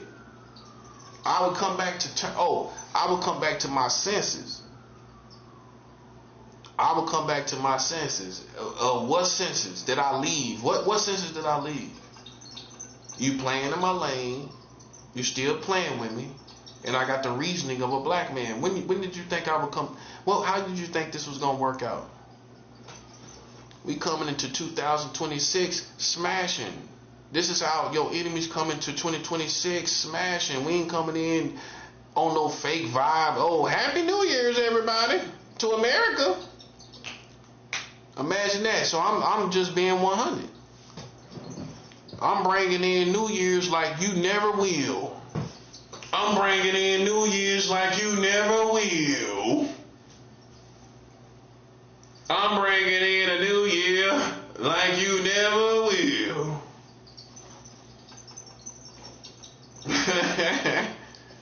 You ain't gonna never be 100 like when y'all separate from the whole American community. Yeah, we don't care nothing about these people and everybody on my side. Do you feel? Listen, for people that's 100, you feel like I said something wrong? Come on now, keep it real. Didn't curse or nothing. Do you feel like I did say something wrong? Nah, listen. I don't let people hold me to no tightrope standard where I tap dance for you on a tightrope. I don't tap dance on a tightrope. I'm a grown man. I answer to God.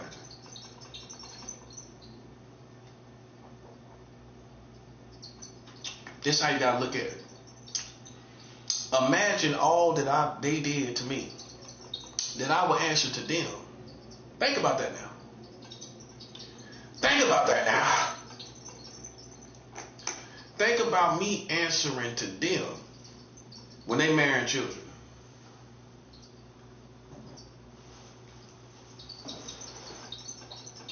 Yeah, you know what you thought? I'm a little teenager. I'm a special needs. Only a special need person will be over here talking about getting back together. I was never with you. What you mean getting back together?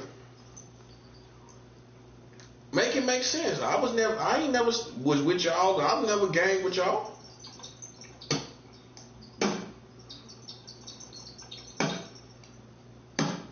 So I don't know what you mean. I ain't paying attention to it, bro. Like I said, I'm about to send $1 million down to Colombia. Yes, sir. January 1st, 2026. This month, I'm going to send them $1 million down to Colombia. We making big moves as God's people. That's the big move. They know it's a problem every time I put the offerings out there. Can you imagine $1 million? So just in case you thought I was trifling or I ain't talking about nothing, I'm talking about this $1 million about to go down to Colombia. I'm talking about an offering that just got to Colombia yesterday. I just sent, besides the $100 offering, I mean the $1 million offering, $1 million offering. Besides that, I just sent money to Colombia with my Christmas money because I got my Christmas money the day before yesterday, right? So I sent all of that to South America. Listen, it's not out of fear, it's out of love for God's people. It's out of spiritual warfare. It's out of love for God's word, love for God's people, and out of spiritual warfare, buddy. It ain't out of fear. It ain't out of fear. See, you think according to your lane, thinking and brain. You know what I'm saying? That's why we will never let these people try to figure things out. You let the lame try to figure things out. That's the whole problem. You let lames try to figure it out. You let lames try to figure it out, man. You let a lame try to figure it out. You let a lame try to figure it out, didn't you? It didn't work out, did it? It never will work out.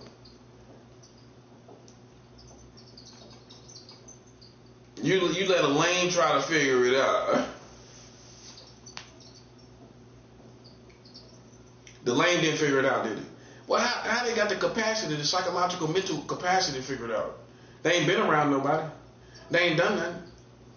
How they gonna figure it out? Oh, I get it. Telepathy, mind reading. You gonna figure it out? Me reading my mind. Did you figure it out yet? Did you figure it out? Did you figure it out? Did you figure it out? Yeah, we ain't playing no game. We want these people to suffer. We want them to suffer. See, man, listen, man, with all that they doing, man, I don't see if you're a person that realize all the full capacity of what they've done against me alone, you just glad that I'm in a good mood. If anything, you ain't hung up on what I'm talking about right now. You tripping off of what I'm talking about. That's all you doing. It's only the people. This is why we don't let them come in. It's only the people that don't live in the human realm and going through this stuff we'll be going through. They in controlled environments. A lot of these religious people in controlled environments, we don't let them people put their mouth on us because they not going through nothing. So in 2026, you gotta shape up on all. You gotta clean up your Christian circle. I'm telling you. Yes, you do. Look at how they moving. Look at how some of these people moving. They with the world. They ain't with us. That part. They more over there than over here. And you know what some of them think? Oh, they cool going. They got more progress. Cool being over there. Okay, so then we listen. We don't want nothing to do with nobody on the other side, man. Straight like that. And I don't care what you're talking about. Listen, we getting all the way tight, bruh. We getting all the way tight, man, because it ain't about love anymore. It's about righteousness. See, because God gonna look at it like this. What do you stand for, righteousness or love? Oh, see, they don't want that conversation. Love or righteousness? They ain't in their vocabulary. They don't even know what righteousness is. You wanna show love or abstain from the world? Abstain from these movies and all this stuff. Man, come on, man. They ain't doing none of that, bro. I'm telling you, man. They became the cool, secular, religious, traditional Christians. They part of all of that traditional religious stuff. Where you go to church and you come home and watch the game. Not saying that's wrong per se, but you know what I mean. You come home and watch it. You do everything normal people do. That's what we dealing with. That ain't us. That ain't God's people. We gotta stop dealing with people that's all about this love stuff. Because listen, man, the Bible says it's a time of love and a time to hate. So at some point it becomes a time of hate. The Bible says it. So if you a martyr out here acting like it's a time of love and that's what's gonna always be the case, no, it's not. Well, then why the Bible says it's a time of love, it's a time to love and a time to hate? Oh, I get it. That was just poetic. That wasn't real hate. That was just poetic hate. A Christian gonna tell you, oh, that was symbolic hate. That was symbolic hate. Make it make sense, bro. Make it make sense. You talking about symbolic hate? Hey, these American Christians talking about symbolic hate. You talking about symbolic hate, ain't you? Well, my Bible, which is what leads me, right? That's what I judge things on. It tells me it's a time to love and a time to hate. I can show you where God even hates things. You want me to show you? I'm gonna show you, buddy. Yeah. I'm gonna show you. Cause see, I know you think you got somebody who's not really a Christian. You don't think I'm really a Christian. But you know you can't try me, don't you? You know. You know you can't really try me. Come on now.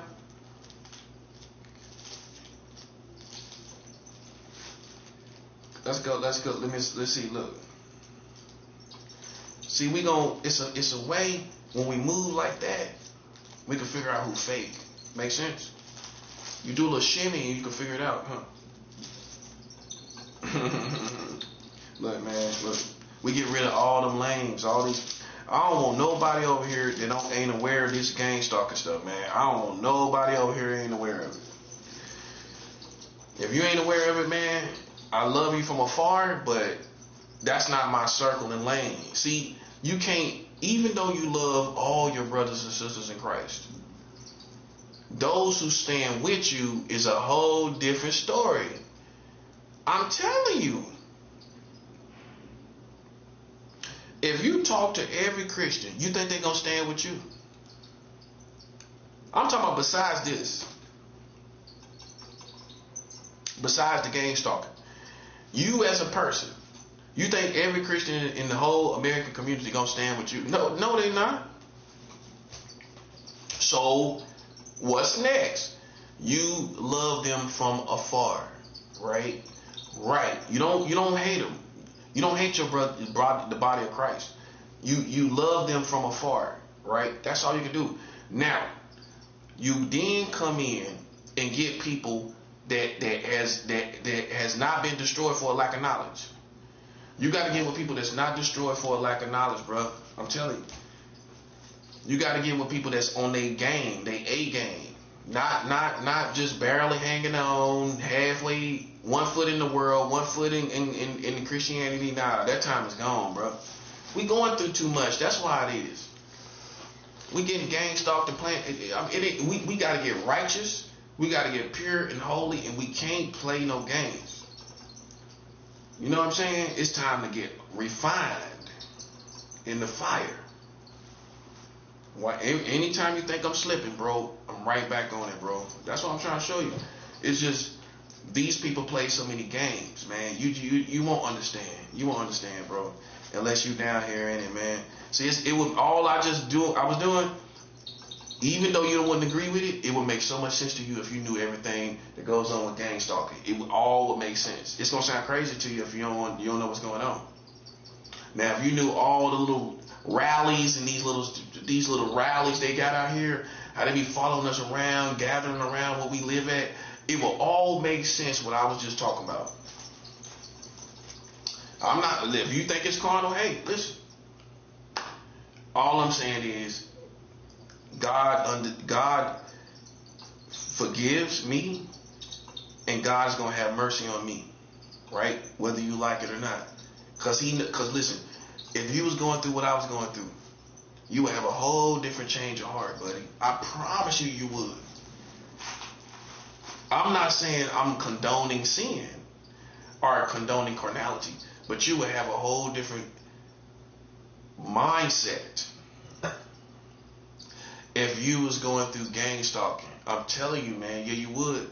And the first thing you would come to terms with is that you might have to protect yourself from these people.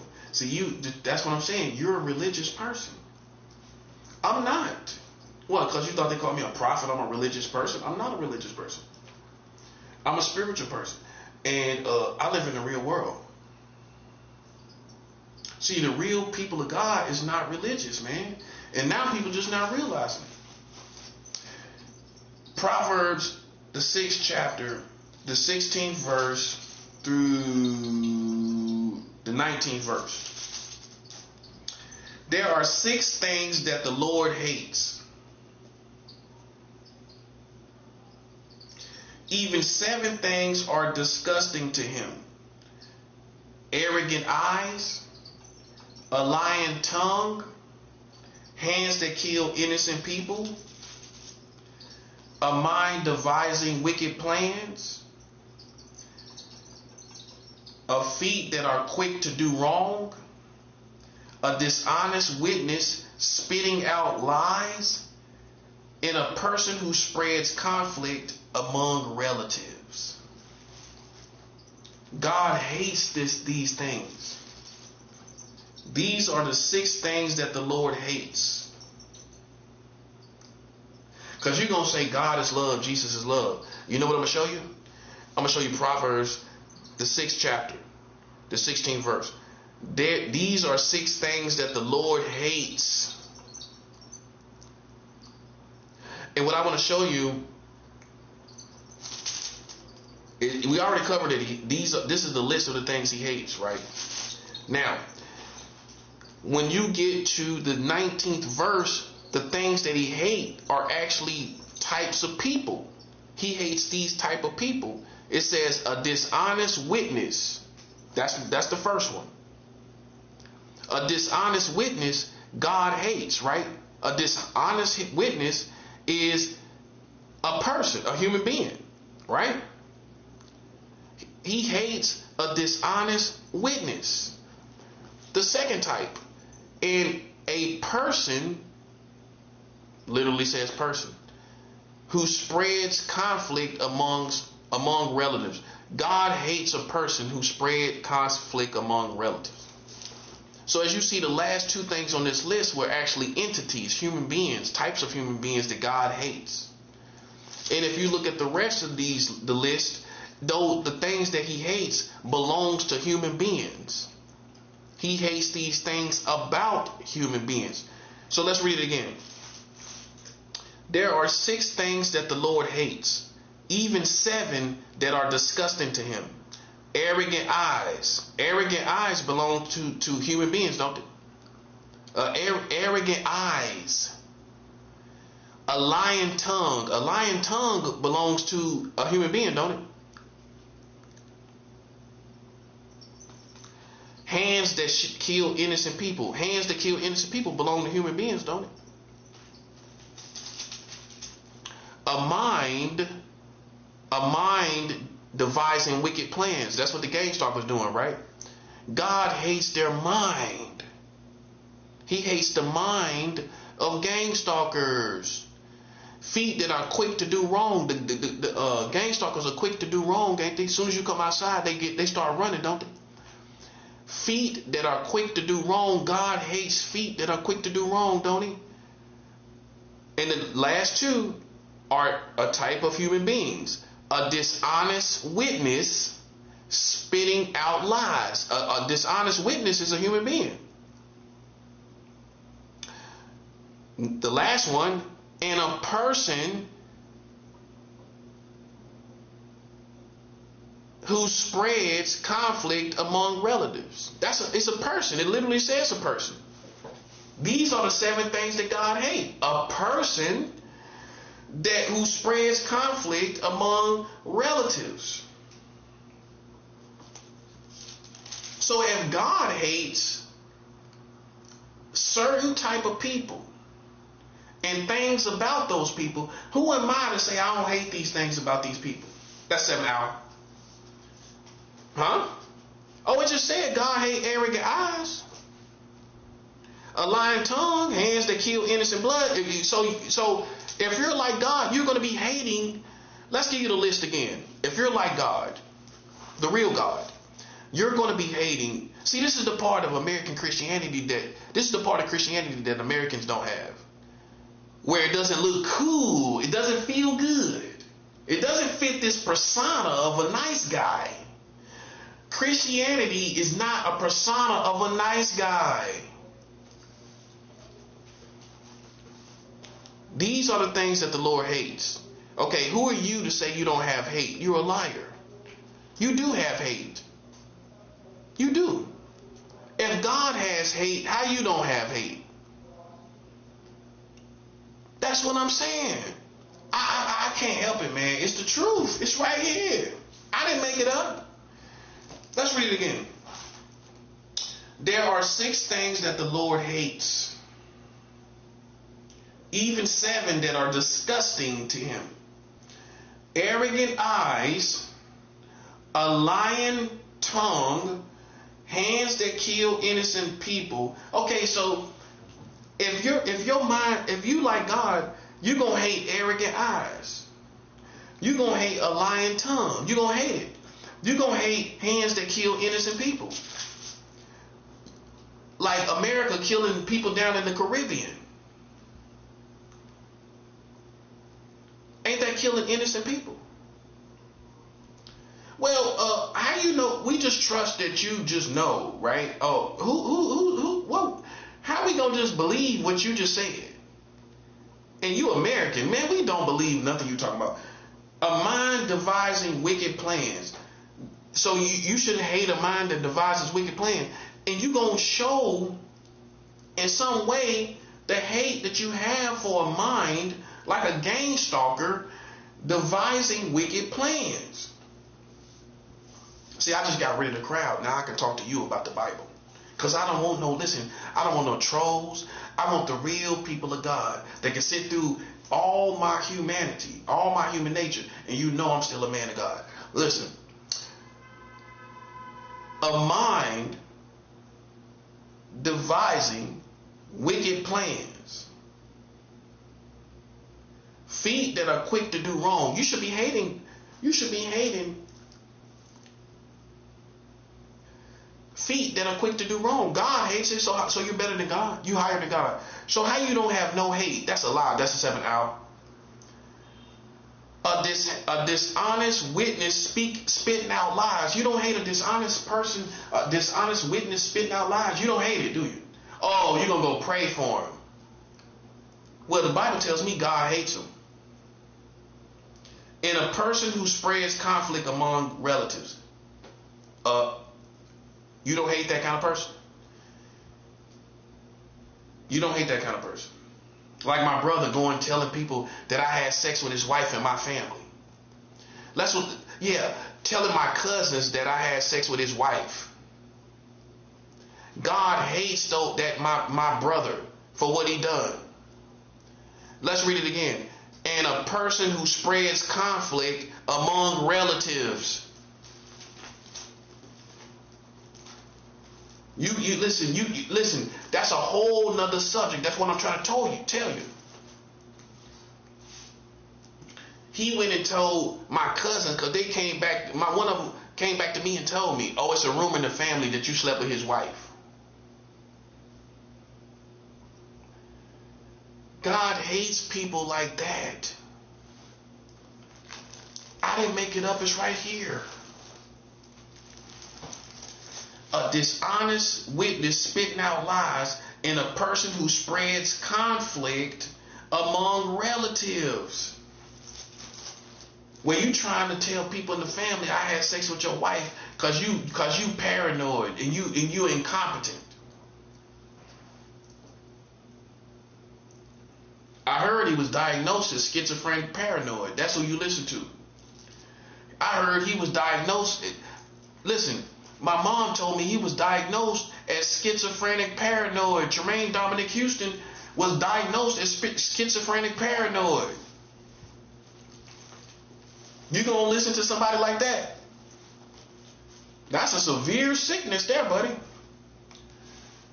Going around to the family, telling them I had sex with your wife. See how you trivialize that, which he might do. Some people could want you dead for that. You going telling the family I had sex with your wife? Some people could want you just dead for that, little buddy. Yeah, think about that. Think about somebody in the family going as far as to say you had sex with somebody, they wife. Think about that. They ain't gonna really want you to live. They gonna think the worst of you. And God hates those type of people. That's why in 2026, you're going to hear me talking about the real, buddy. Because all that love stuff, man, listen, man, that's why y'all bugged out now. That's why y'all corny over there now. Snoop Dogg don't know what to do. Serve God or go over there and smoke a spliff, hang out with all these other people. You know what I'm saying? He don't know what to do. That's confusion. The Bible says a double-minded man is unstable in all his ways. If you're double-minded, you're unstable. Snoop don't know what to do. Make a gospel album, get on top of Death Row, be the CEO at Death Row.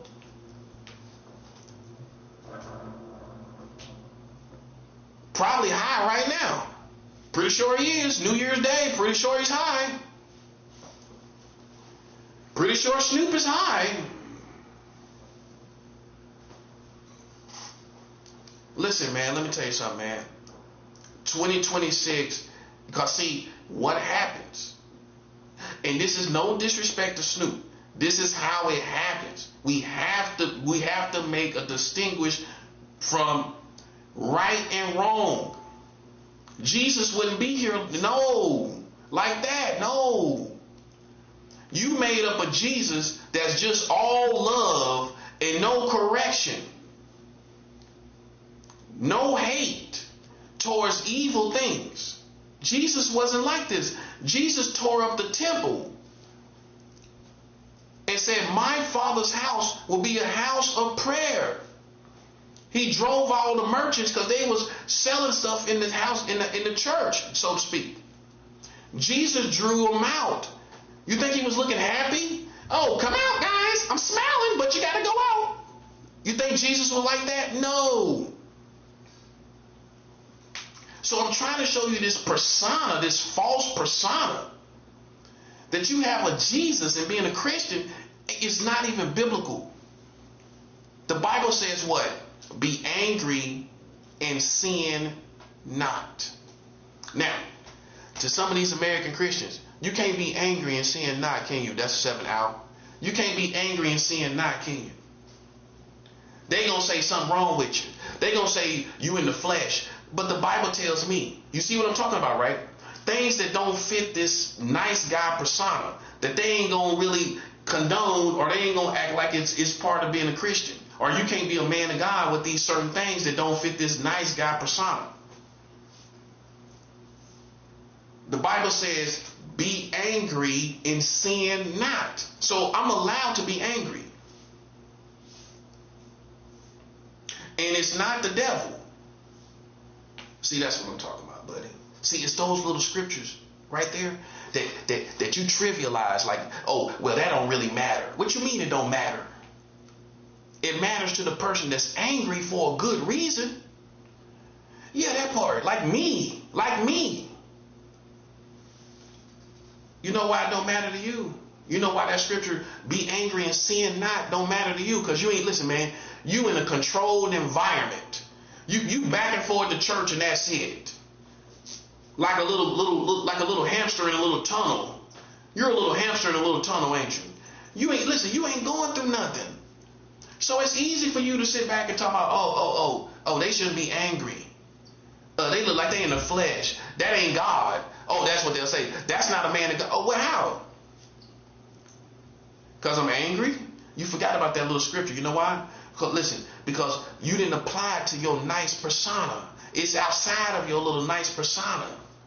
See, what I call many of the American Christian churches, it's a behavioral club. It's a behavioral club to be on your best behavior. But that's all the thing. We ain't gonna talk about sin. We ain't gonna talk about what people are doing. We ain't gonna talk about what's real. We ain't gonna talk about abstaining from the culture. No, we gonna be on our best behavior.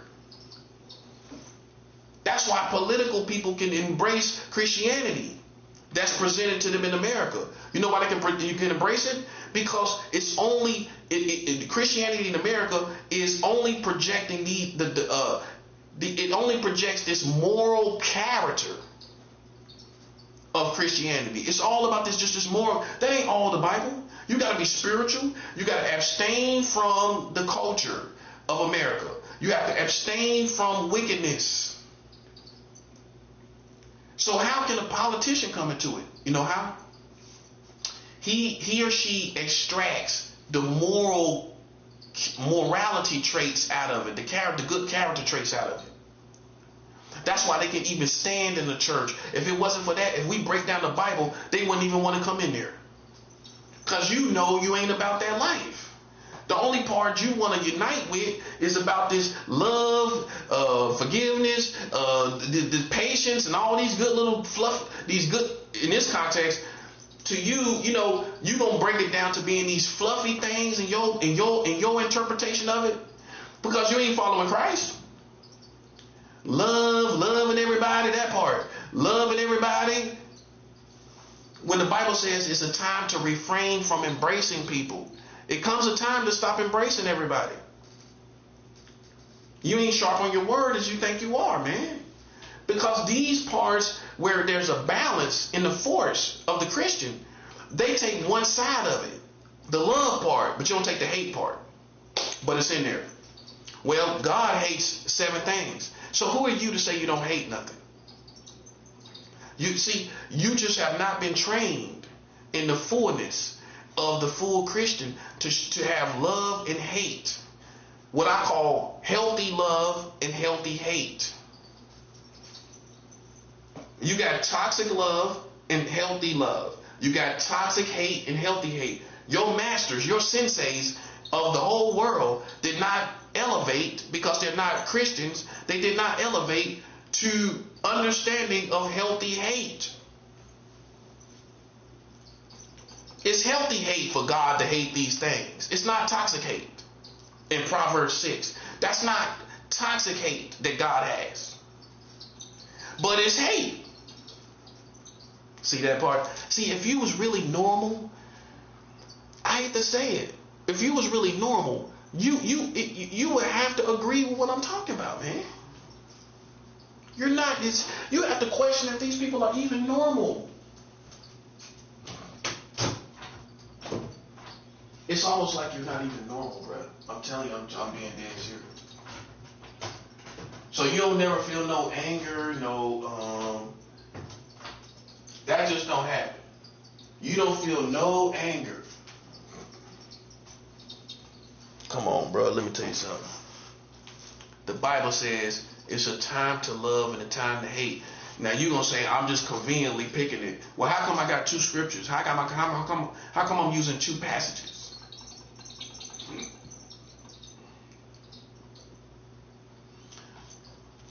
Let's go to David. We're going to go to David. We're going to go to Psalms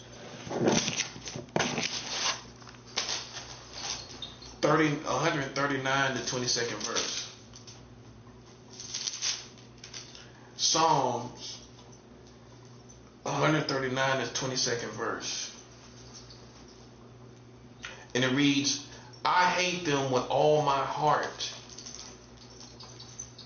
They have become my enemies. David said he hates them with all his heart.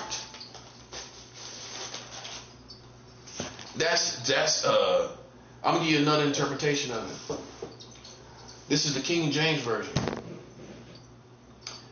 Psalm 139, the 22nd verse. I hate them with perfect hatred. Look at that, perfect hatred. That's deep hatred. I hate them with perfect hatred. This is the Bible. So how do you interpret that? It's not love. That's the bottom line. I hate them with perfect hatred. I count them my enemies. Look at that. Now if I say the same thing, look at that. I hate them with perfect hatred. If I say that, that ain't no man of God. That's not of God. Okay, then show me what David was talking about. Huh? What he was writing down, when he took the time to write down, it wasn't like a fleeting emotions. He took time to write this in the Bible. He said, I hate them with perfect hatred. What you think it meant? Just these little rolling around emotions, like he rolling around in the bed, like he rolling around in his emotions. But then he says it's perfect hatred. So it wasn't rolling around in the bed emotions. It wasn't toiling around in the bed emotions, was it? No, it wasn't. No, it wasn't. No, it wasn't. This emotion, what he felt, his hatred, was called perfect hatred. I'm sharp on my word, buddy. Now see, when you are high ranking, you look at every single scripture in here as applicable to the situation that it applies to. You ain't like one of these American Christians hanging on the same scriptures for 10 years. You start getting in this word and realize everything here is rules and regulations for life. Everything. Not just them, well, John this say this and Psalm say this. You got them type of Christians. You got 20 scriptures for the rest of your life. But if you graduated, you would then say, especially the older you get. Now that I'm older and live real life, this hate resonates. These scriptures on hate resonate a lot differently these days, especially with this gang stalking going on. So when you become a true spiritual soldier and high-ranking spiritual master, you're gonna start applying every single scripture in here as rules and regulations to live by. Not just these big passages. What got you is you the type of Christian that just get these big passages, and that's all you go by. In fact, you're almost like a topic Bible. You got the topics. You got the little scriptures for the top. You got the scriptures for the topic. You got your little topics, and you got the scriptures for the topics. Right? And so any topic, well, this says this and da. But you did not graduate to the point where this whole Bible is rules and regulations for all of life, which means it has the same impact and the same importance as every other scripture, all them other passages you got. That scripture right there, where God hates 7 things, is just important as what you're talking about, anything else you're talking about. I mean, is some scriptures more serious than others, so to speak? Or are we supposed to take more scriptures more seriously than others? We take it all seriously, at all of it, 100%. Okay, so it's a time of hate. That's what it is. That's all it is to it, bro. It's a time of hate, and you playing with it. You know what happened to you? I'm gonna tell you what happened to you. You got caught up in the love train. You on the love train, ain't you? You on the love train. That's what got you on that love train. Well, I got my own little seat. I got my own little departments on the love train. I can stretch out on these seats in the love. I can stretch out. I can stretch out on the love train. You can stretch out on the love train. You can stretch your legs out on the love train. Listen, man, look. Listen, man. It's going to be uncomfortable. But see, on the love train, you can stretch your legs out. Oh, yeah, you can stretch your legs out on the love train. But when you start talking about hate, and we got to abstain from other people, see, you worried about how people going to respond to it. You can't be one of them Christians. You worried about how people going to respond to this. I don't care. Because it makes sense to me. Doesn't it make sense to you? Yes, it does. It makes absolute sense to me, buddy. We're going to go to, I'm back in Ecclesiastes. You know what I'm saying? I'm not claiming to be the number one, top-notch scholar of the Bible, but I take everything, my rule is I take everything 100% serious. Everything has its place. But at the same time, all of it gets taken 100% serious. Okay? Ecclesiastes, the 3rd chapter, says this: everything has its own time, and there is a specific time for every activity under heaven. A time to be born and a time to die. A time to plant and a time to pull out what was planted. You can look at America. It was planted, now it's time to pull it out. A time to plant and a time to pull out what was planted. A time to kill and a time to heal. A time to tear down and a time to build up. Time to tear down what's been built up, buddy. Tell the Freemasons it's a time to tear down and a time to build up. A time to cry and a time to laugh. A time to mourn and a time to dance. A time to scatter stones and a time to gather them. A time to hug and a time to stop hugging. A time to start looking and a time to stop looking. A time to keep and a time to throw away. A time to tear apart and a time to sew together. A time to keep quiet and a time to speak out. A time to love and a time to hate.